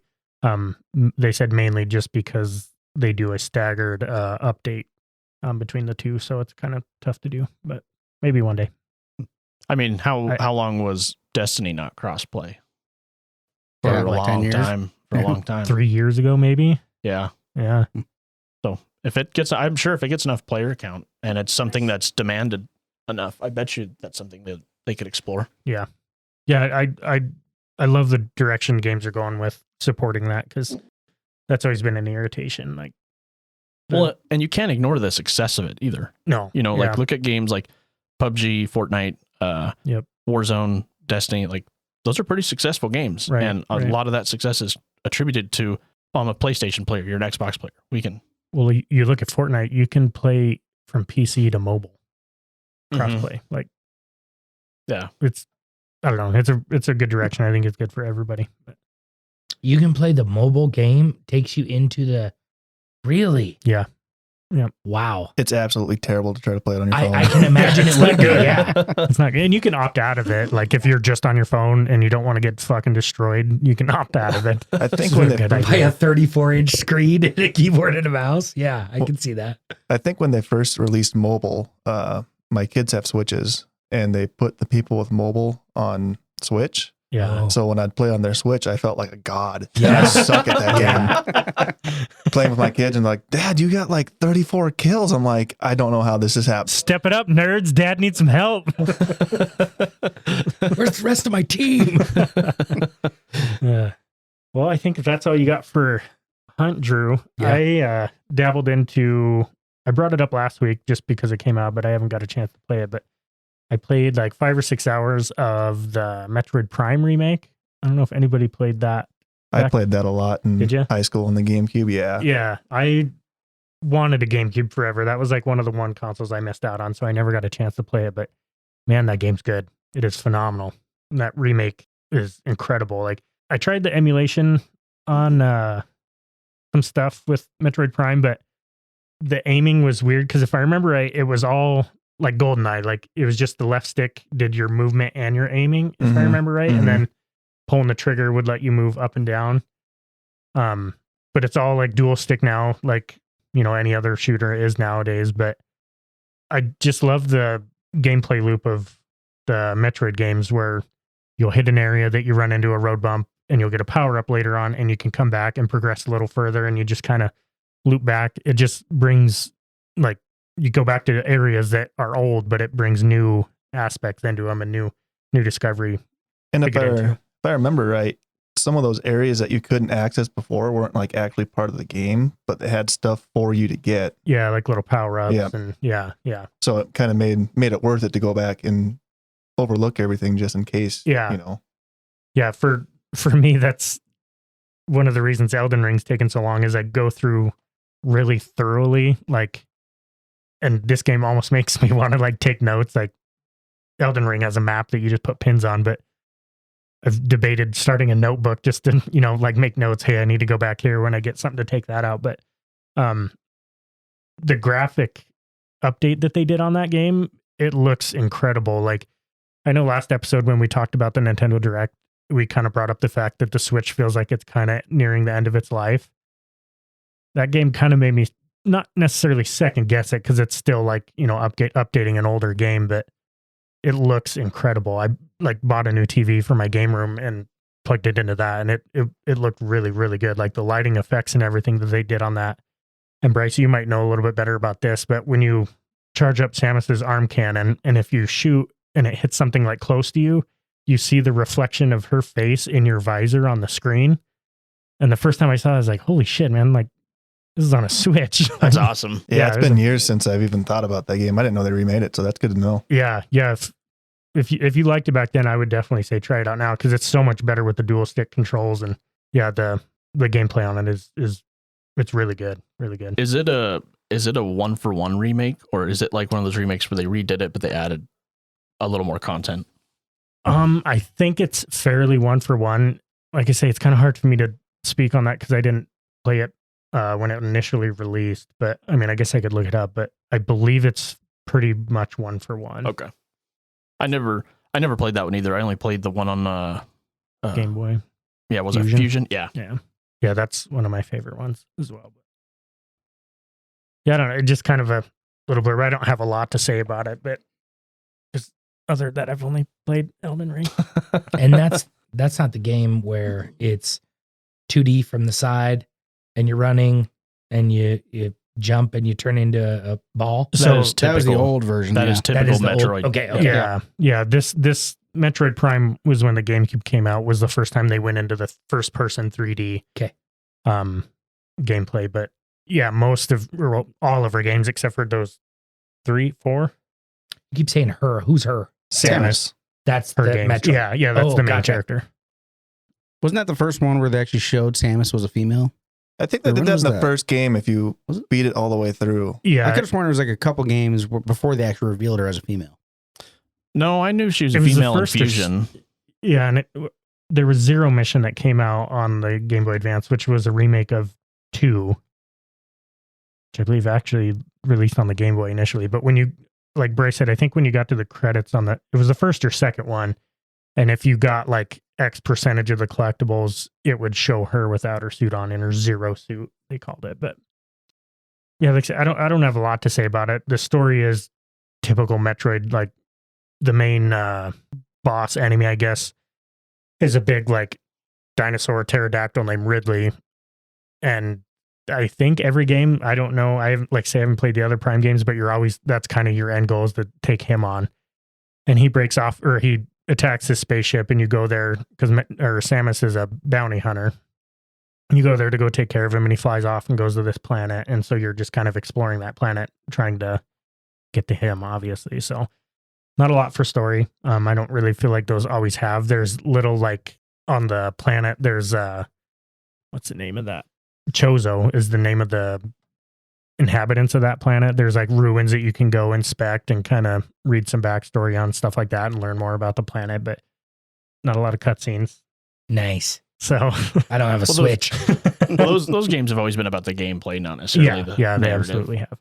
But like with Fusion, that one had a lot of story in it, like the computer that you're interacting with. Because that's the one where you're fighting kind of a clone of yourself too, isn't it? Yep.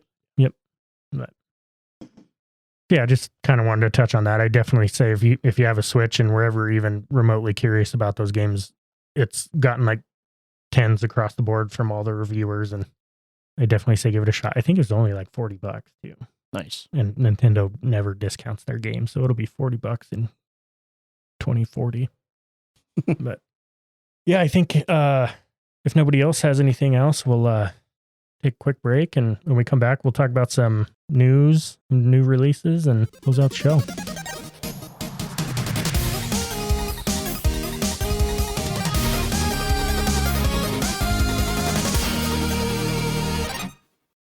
All right, welcome back. I think we'll jump into some new releases. I kind of pulled up just a few that jumped out to me for kind of games we like. There wasn't a lot. The couple that I did pull up was obviously Lightfall. We talked about that one. Drew, I know you had mentioned a while ago the Sons of the Forest. You and Dano had talked about jumping into kind of the crafting survival, a little bit of a horror aspect to it. I don't know if you looked into that anymore. I know you said you've been pretty busy. I haven't. Yeah. Yeah, that one just came out February 23rd, it looks like.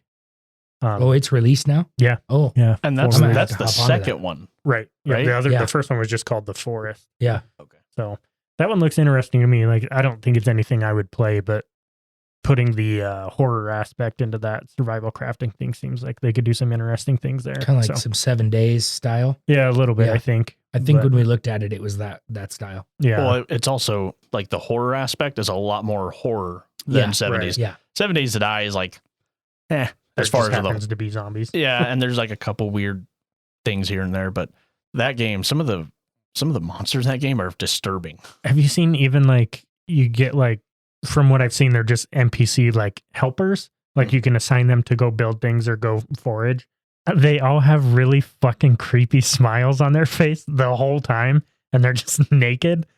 Like, let me see. I'm gonna see if I can pull up a picture of one, but it like even just seeing the pictures of them kind of like just gives you the chills. While he's looking that up, I saw a TikTok. This guy and his buddy were playing online co-op in that. Yeah. And they were trying to build up their little hut, and I don't know what they were like, just walking around their little area trying to get it all fixed up. And the guy kind of swings his camera over, and in the distance there's like this brush line. And I don't know how to describe how this enemy or this monster was moving towards him. The best way I could describe it is a slinky. So like here's his feet are on the ground, here's his head and his hands. He would cartwheel kind of over, and then his body would somersault almost, kind of, but it would look a lot like a slinky. Yeah. And it would just slinky towards you. And this guy, he says to his buddy, he's like, dude, we gotta go right now. And then they just start screaming and running. I was like, God, that I don't know if I could play that. Like, this is, sorry for everybody listening, but like that's one of the a screenshot Oh from the game. Like, I don't know, they're just creepy. Yeah, if you're listening, just Google Sons of the Forest companions and good luck sleeping. Like the first time I saw a grizzly bear without hair. It's super creepy. Or an owl. Have you seen an owl without feathers? Yes. Yeah. Dude, they are an alien. I think so, yeah. They are from another planet. Yeah. Their ears are just holes in their fucking heads. They're A grizzly bear without hair kind of looks like a naked hillbilly. really, I've never seen, Yeah. I've seen the ones where they, well, I guess I have. I've seen them up to like where they have hair just on their head. Yeah. This one was like no hair. Bear. I think it was sick, gigantic but yeah. naked mole rat. Seriously, yeah. Siamese cat or whatever the naked cat Yeah, is. yeah. Yep. The next one I pulled up, it's called Wolcen, Lords of Mayhem. It looks a lot like Diablo, kind of that dungeon crawler, looter shooter with the isometric point of view. That one looked really cool. Like, it looks like there's a lot going on just with the like different special abilities and stuff that you get. And I always really get into the Diablo games when they come out. That's one of the ones I'm looking forward to this year is Diablo 4, but I might see what that one does for the Steam sale with it just coming out. It might not even get on sale, but looked interesting to me. That one comes out the 15th. And then the last one I pulled up is Wolong Fallen Dynasty. It's kind of a Dark Souls-like game, Soulsborne-like, but in the samurai, ancient Japanese. Is that kind of like the Dynasty Warrior games? I don't know if you ever played those. Yeah, I did play them. Not really, because that's just kind of like button mash, hack and slash. It's that same kind of look to it. Okay. But with the Dark Souls. Button mash, hack and slash. Yeah. It's a technical term, yeah. What it's called. Read a book. Wow. Okay. I was just gonna say that was good. It was a good saying. Yeah, I'm kind of curious to check into that one, but it reminded me a little bit of Sekiro, which Connor, did you try playing that a little bit as well? I put a few hours into it. Did you? I haven't beat it yet. But yeah. What? I wouldn't I expect. got distracted. Did you beat any of the bosses or anything in that Yeah, I one? want to say I beat like the first one or two Oh, bosses. did you? Yeah. Nice. I can double check my Steam play time, but Yeah. it's probably 5 or 6 hours maybe. Yeah, but it looks kind of like that one. But reading reviews and stuff of this, each level is kind of its own set piece, and you start out. I'm trying to remember what they called it. It's not, you don't start out as level 1, but you have this ranking throughout each level, and it starts at level 1. The other enemies will have their levels, and as you kill them, you go up. And I think as you die, it can go down.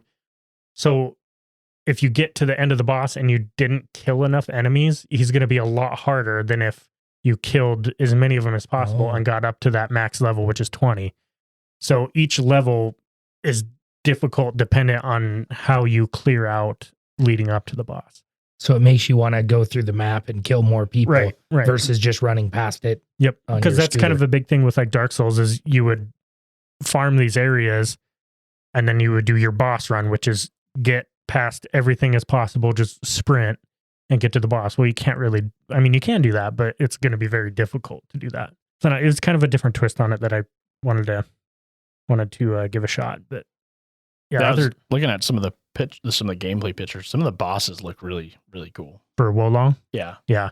I know one of the big reasons I'm holding off on it is it didn't get great reviews on the PC side of it. The gameplay sounded like it was pretty stuttery and dropping frames real bad. So I think I will probably wait on that one for a little bit. But yeah, definitely one if you're into the Dark Souls games to take a peek at. One last one I wanted to bring up. Obviously, I probably shouldn't be responsible for pulling up all the new releases because this is another Dark Souls-like game. Is that Bleak Faith Forsaken? You and Connor both sent it to me on TikTok, but it's kind of like you're a robot and all the enemies are robotic, real dark, dingy kind of castle looks, industrial complex looks to it, but it was made by 3 guys, and when I show you the clips of this game, like the fact that 3 people were able to put this game together is extremely impressive to me. That one also came out March 17th, or comes out March 17th, excuse me.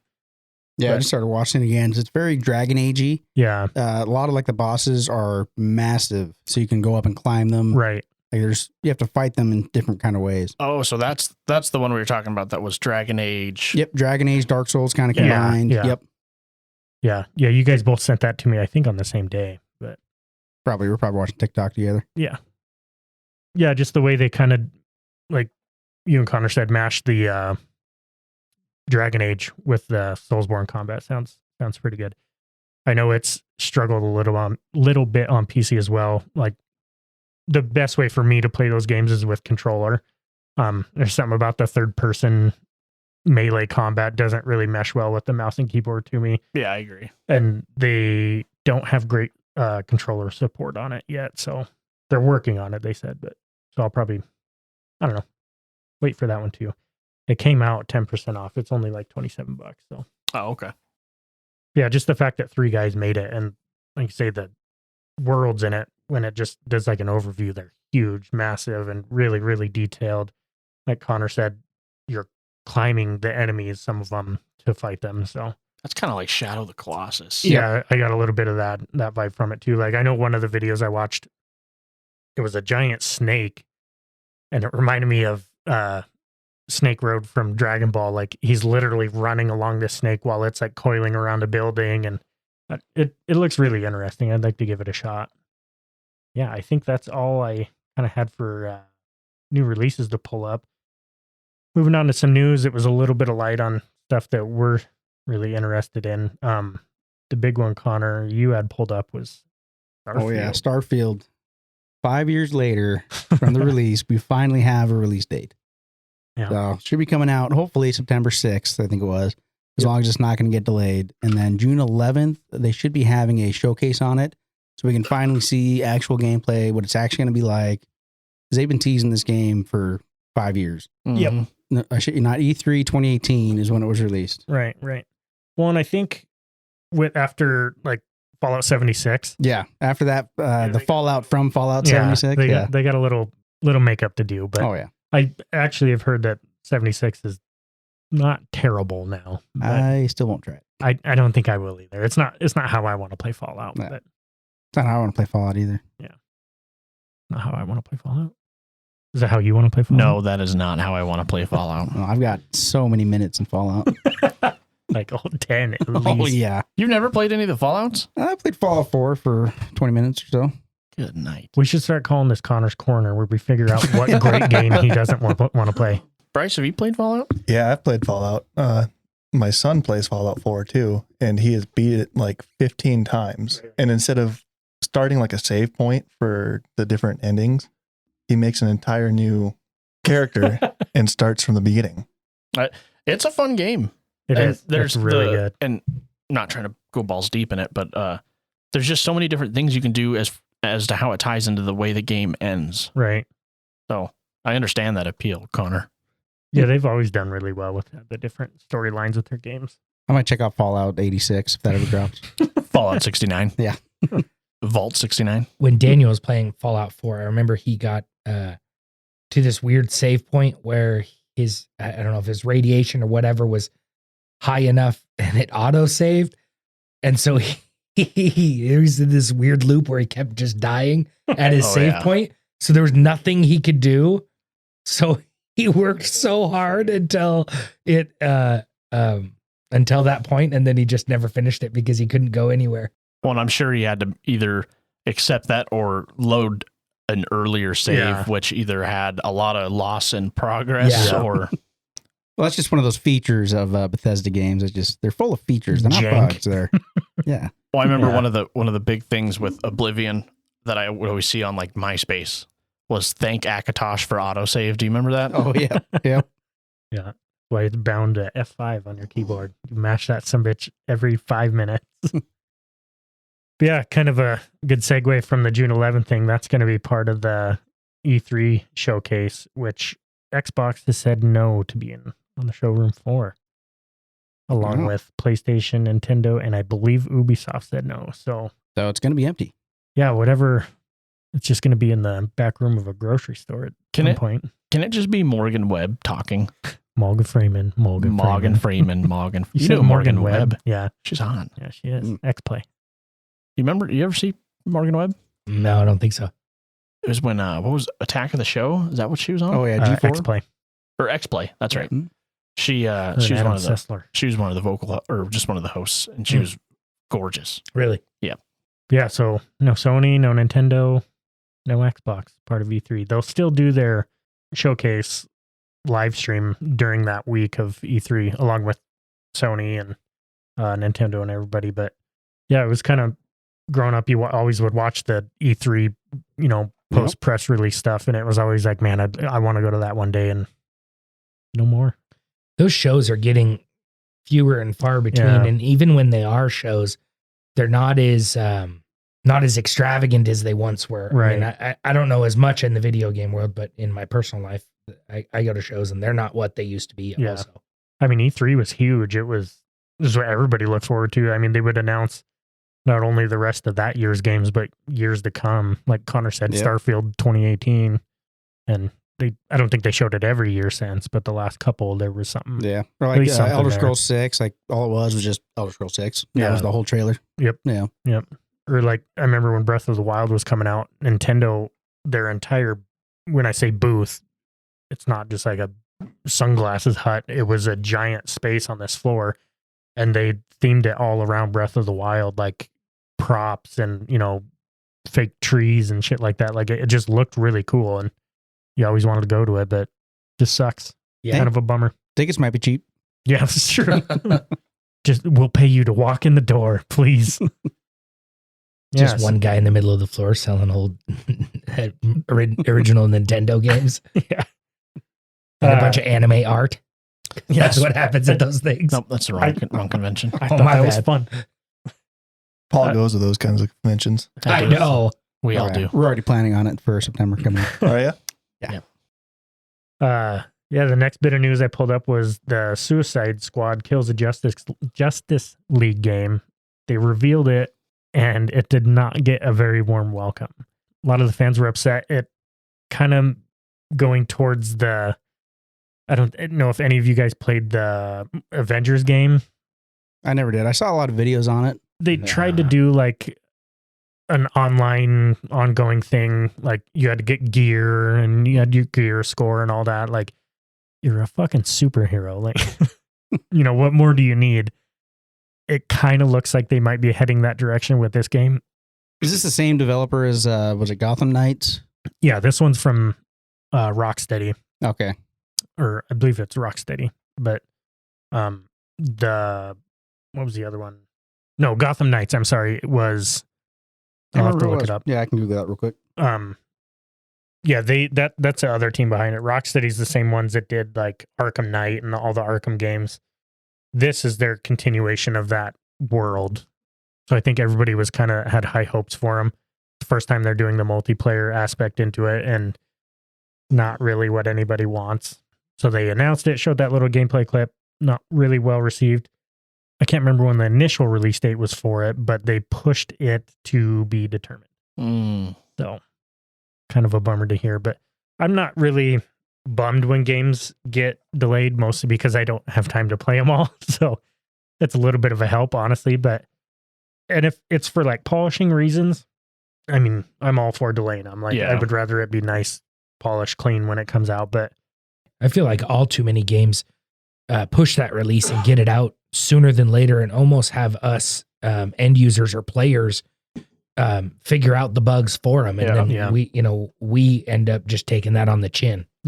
Well, and that's why a lot of titles will do like beta, like open beta testing and stuff, so that they can either decide if they need to delay it or if it's within the realm of launch. You know what I mean? yeah. Well, and it seems like betas nowadays are mostly just like network stress tests. Like they're so close to the release date of a game. Like there's no time for them to do that. Like I think if they did them earlier, which I understand is difficult to do when a game's early in the development process, to release it to the public, you don't want to do that. But I don't know. I don't know. Obviously, have a good answer of how to fix it, but it's just kind of a shitty path that games seem to be going down. Yeah. Like you said, Drew. Yeah, I was looking at the developers. So Suicide Squad and Gotham Knights, both published by WB Games or Warner Bros. Games. But WB and Q-Lock did Gotham Knights, and Rocksteady developed Suicide Squad. Okay. But they also did the Batman Arkham series, didn't they? Yep. Yeah, they did. So Yeah, this one's, like I say, a continuation of that yeah. that world. I don't know how much this story will tie into it, but You'd think after all that practice, because there was 3 or 4 of those Arkham games. yeah, three Yep. main ones. There was the one shoot off that was on like the Vita, I think. I can't remember. I can't remember what it's called, but that one wasn't made by Rocksteady. But yeah, and all 3 of those games are phenomenal. Super. That's fun. what I've heard. Yeah. Yeah. Did you play them? I did. Yeah. Did you? Yeah. I'm not a big fan of like playing my own games. Like I said, I more play to play with you guys. Yeah. But I mean, the one games that I do play, that was one of them. I think I played all 3 of them. Yeah. Really fun games. I love the way they did that combat. Like you're not just in there mashing a combo. It was kind of timing them to chain your hits together. It was, and obviously you don't care, Drew, but those are some of the best Batman stories I've ever. Yeah, the cutscenes were beautiful for sure. Yeah, I agree. The Spider-Man game actually was pretty fun. Yes. Also, Yep. And that's not really just button mashing. I mean, no, it's the same combat. It's just like that. I really liked it. Yeah. So yeah, I think everybody's kind of bummed about that, but we'll see. I have faith that they can do the right thing with it, but I'm not as sour on it as the rest of the fan base seem to be. Like, I don't have a problem. Obviously, I played a lot of Destiny, played the shit out of Elden Ring, which your gear is dependent on. It is weird when it's in the context of superheroes.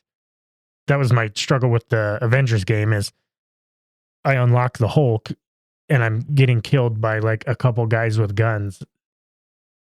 Yeah. How the fuck, it just didn't work. I would argue to a degree there has to be that element, because if it's going to be a game that scales, like, yeah, no, I mean, like, I do understand it, but there has to be a fair in between. But it was just the way they did it. Like, you'd switch to the Hulk and you're in a little room with just, a handful of guys. Like, should be no problem. But I was struggling with it. Like, to me, make the Hulk parts like you're fighting tanks and shit that would actually do something to him. Not like this guy's got a pistol and he 2-shot me. Yeah, that's fair. That's fair. Yeah, I don't know. We'll see what they can do with it. I'm hopeful for it, mostly because I haven't picked up Gotham Knights yet. I will play it solely because it's the Court of Owls story. Gotham Knights? Yes. The one that's been out for a while? Yeah. Yeah, that's the one that they did the Court of Owls on. But it was like, I haven't read too much into it because I will play it. I could care less what the reviews say. Mostly being such a big Batman fan, but yeah. So moving on, Bryce, you can probably talk to this one a little bit more. PS5 finally gets Discord. Yeah, it's pretty great. Yeah. I don't know for how long I've been playing Destiny and other games with my friends on Discord, but I have to go to my phone because I'd have no way to talk to them otherwise. Yeah. And I'd mute my TV. So for the years that I've been playing Destiny and other games, I didn't realize that there's pretty decent soundtrack. And like, you hear like, people talking, and it like startles me because I'm not used to it. Oh, like NPCs and stuff. Like, okay. Yeah, I know. I play with a buddy. We play Rocket League, and he would play on his Xbox, and I was on PC, obviously. And he would have, like you say, either his phone or his laptop or something next to him, and it was just like a hassle. Like, he didn't even really want to play. Like, yeah, and I didn't want to be the guy that has the TV so loud that it's all bleeding over, and everyone else hears what I'm doing through the TV. Yeah. Well, and I remember the couple times I raided with you and your wife, one of you would have to shut your phone off. We like it would echo in our so living bad. room, like we both have PlayStation 5s, and she plays on the big TV. I have a little recliner and a chair and a TV on a shelf, and we have to mute each other because otherwise it bleeds over and you hear us. Yeah. And then I can't hear her in the room because I have headphones on, and she's sitting there screaming at me. And so overall, though, was last night your first experience with it, or was it when we? It was Friday night. Friday night, yeah. So overall, pretty good. Yeah, and I can hear everyone clear. No one said anything like, "Oh, I can't hear you," or nothing like that. It seems to work pretty well. Is the interaction with Discord on PlayStation pretty user friendly, or is it like? Basically, you sign in on Discord and you hook it to your PlayStation account. And then when you go to join your lobby, you just swipe up a little bit and it says join on PlayStation. And then you just have to pick the right system. So it's pretty easy to swap the interface. Like the interface between, like, say you're in game on Destiny and you have to hop to Discord on your PlayStation to like look at something in the chat or something. Is that pretty user friendly? Yeah. Okay. I did buy a PS5, and I've noticed just like the UI on that thing it's very, very smooth. They did pretty well with it. I think Sony's always been a little bit better than Xbox on that aspect of it. Like, after Xbox left the blades on the 360, I don't think they ever got as good. Blades. Oh yeah, It just was- sitting there tabbing over to the Yeah. blades. You don't remember that? Yeah. Oh, Yeah. Yep. Yeah. It was satisfying. It was a game in itself. Is Discord out on Xbox as well? Yeah, I think it came out on They Xbox first. Released Okay. on Xbox, I think. Yeah. Oh, did it? Well, I'm not sure because my son has an Xbox. What the Oh. new one was, and he's always Series had it X? there. Yeah. Yeah, I'm not sure. I Yeah, most of us been PC for years. yeah, it kind of bums me out. Like I enjoy having the PlayStation 5 now. Like something about a controller, like it just feels like home to me, kind of. I guess, remember the but words you said to me when we first played together. Oh, you play on PS5? Go sell that I think fucker that and go was buy Paul. a PC. I think that was Paul. No, that sounds like Was Paul. it me? I think that was you. I'm pretty Oh, sure shit. it was you because then I said I just bought my wife one All right, too. well, this episode's over. It's getting awkward. Not having a guest anymore. Yeah. No, it just, I don't know. It bums me out, like, or it doesn't really bum me out, but I think about like, I haven't missed a console since, like, aside from the GameCube, I guess, but I've had all of them for as long as I can remember, every generation. And now the new ones are coming out. And I have zero reason to buy an Xbox because they put all their first party games out on PC day and date. So there's just no reason to own one. Sony's getting a little bit better. It's usually about a year afterwards they'll put them out on PC as well. So a little bit less of a reason. And to be honest with you, the only reason I bought this PlayStation 5 is so I can play NHL. Well, and I'm probably going to have to borrow it from you at some point because I really want to play Last of Us. Oh, yeah. Coming Yeah. out on Steam. Is it? Oh, yeah. Both of them? Yeah. I think no, the first one for sure. Part the- one's on the internet. Yeah. Oh. The interwebs. On yeah. The internet Steam, or- yeah. On the lines. Steam. It's on the It's lines. on the lines. It's on the lines. Yeah. Yeah, I didn't know that. I don't think it's out yet, but yeah, they're doing the remake. Will be released on Steam, and then, like I say, it's usually a year after they come out that they come out on Steam. So 2 should be soon-ish. Okay. But yeah, those games are really good. Yeah, it's been on my bucket list forever. I've been watching the show, and yeah, I've been really wanting to play You those did games. watch the show? I'm one episode behind right now. Oh, really? Is Yep. it good? It is amazing. That's what I've Yeah. heard. Me and my yeah. wife have been watching it. We really enjoy it. Did you Yeah. play the game? Yeah. Yeah. Yeah. Yeah, I'm curious to get into that show, but I'm so far behind on TV shows. It's sad. I think that might be the first time, unless you can think of something, Connor, where a TV show does really well based off of video. Oh, absolutely. Oh, yeah. Yeah, because there's I've seen TikToks where it's literally side by side, cutscene and show. It is almost exactly the same. Like Yep. down to the camera angles. Yeah. Mhm. Absolutely. The Resident Evil movies did a pretty good job. Yeah, no, they really did. They did Yeah. a great job. Follow the Great. games. I feel like the Mario Brothers movie was pretty good, too. Dude, that Did the new new one come Mario, out yet? I'm The new so one. fucking excited for that. new one I feel coming like out, a the little old kid. Oh, the Oh, the old old the one in the 90s? Yeah. The two fat dudes. Hey, I like that one. Okay. I bet you do. That's a classic. The fucking They really fucked up The Yoshi. Halo, the, the most recent Halo show. You know, and like wasn't good.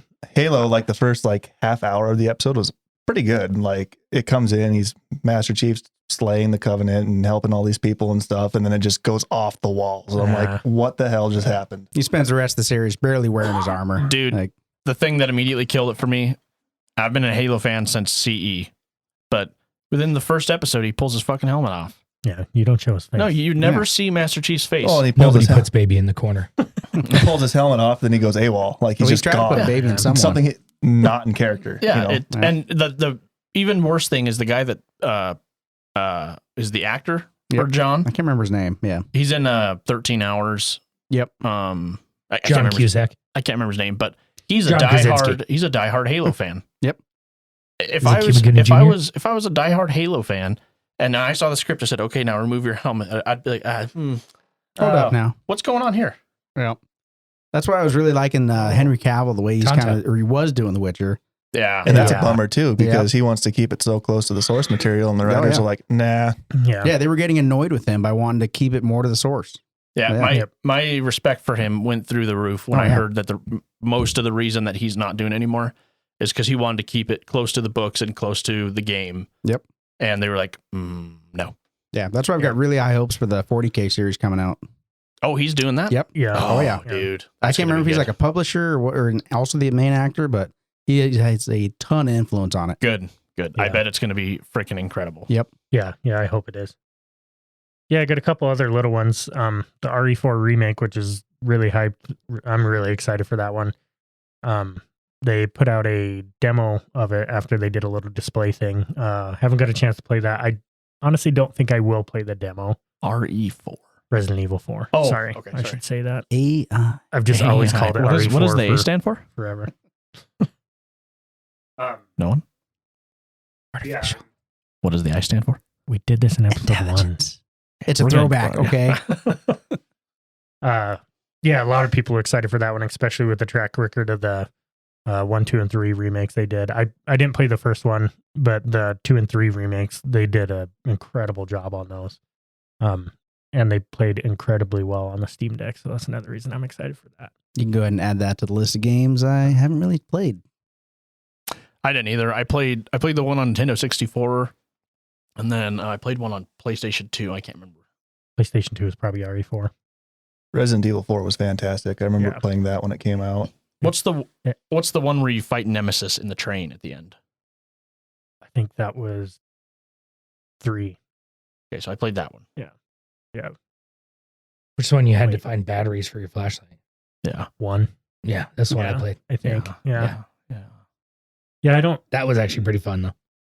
I don't think anybody else, or no, you were with me, Drew, or with us when we were down at Oh, Fanex and yeah, Utah? Fanex, Mhm. and Moda and I, one Mhm. of our buddies, saw a guy dressed up as Leon, and he did a really good job of it. And His costume looked sweet.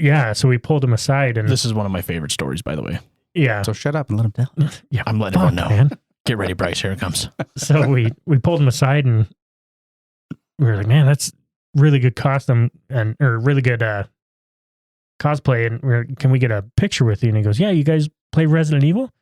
And when he said that, Moto and I kind of were like, yeah, like looked at him real weird. The only reason I looked at him weird was his voice. He even sounded like Leon a little bit. And he goes, well, I'm Leon Kennedy. And it was like my jaw dropped to the floor. I was like, are you fucking serious, man? And he goes, yeah, I got a booth right over here. He's like, I do all my own drawings. I'm the guy that did the voiceover and the motion capture for the new Leon and the new, I can't remember the name of the Netflix series, the animated one, but he's the one who did that. And he's the Leon in this RE4 remake. So we got pictures with him, got a signed drawing, everything. It was like, He's a lot shorter than I had imagined. Yes, he's very small. He's a very little guy. but yeah, it was just a really cool, like, didn't know he was going to be there, just bumped into him and met one of my idols basically on top It was of, cool to see JD like speechless. Fangirling. Dude, I didn't like Yeah. when he was like, well, what do you want a drawing of? And I was just like, I love you. That was He at one of helped those design- anime conventions that you were talking about earlier. He I helped would design 100% some go, of the but, bad guys. Oh, What's you're that? going. Didn't he help design, like draw some of the villains he was saying? No, I don't think so. Those were just drawings that he Oh, did were because they? he was a fan of the games when Gotcha. he was a kid as well. But yeah, dude's a hell of an artist. So, Yeah.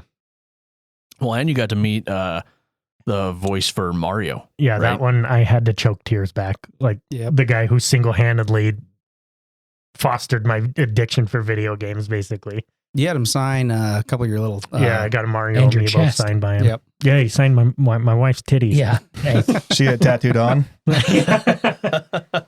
it was really cool. Like the people that were in front of us were talking to him like they had kids that they weren't able to bring.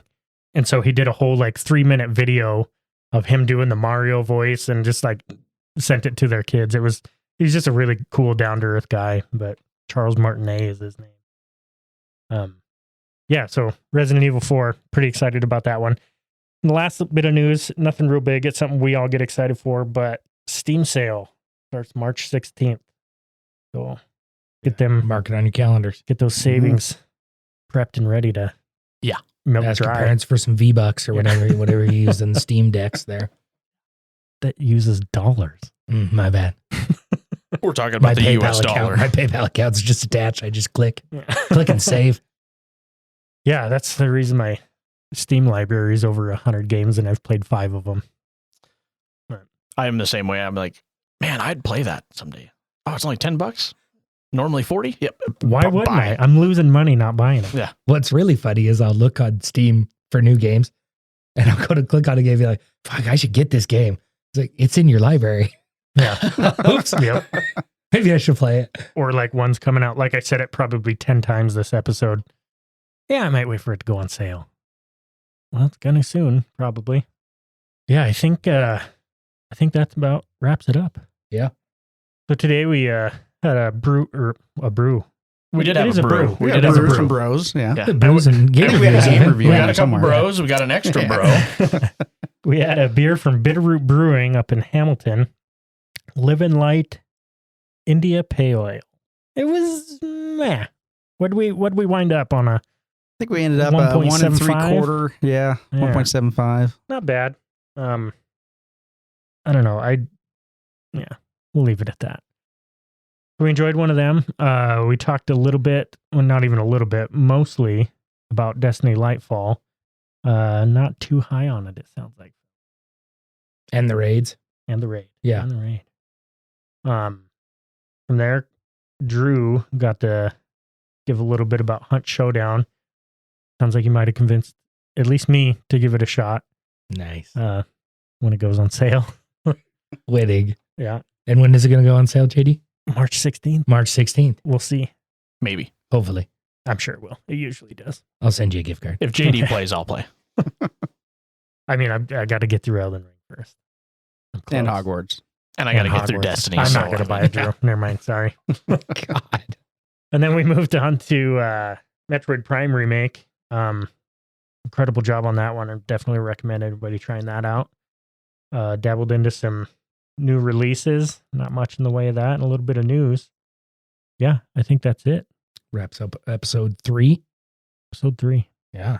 Thanks Once- for listening. Yeah, once again, thank you, everybody. We enjoyed everybody on the other end.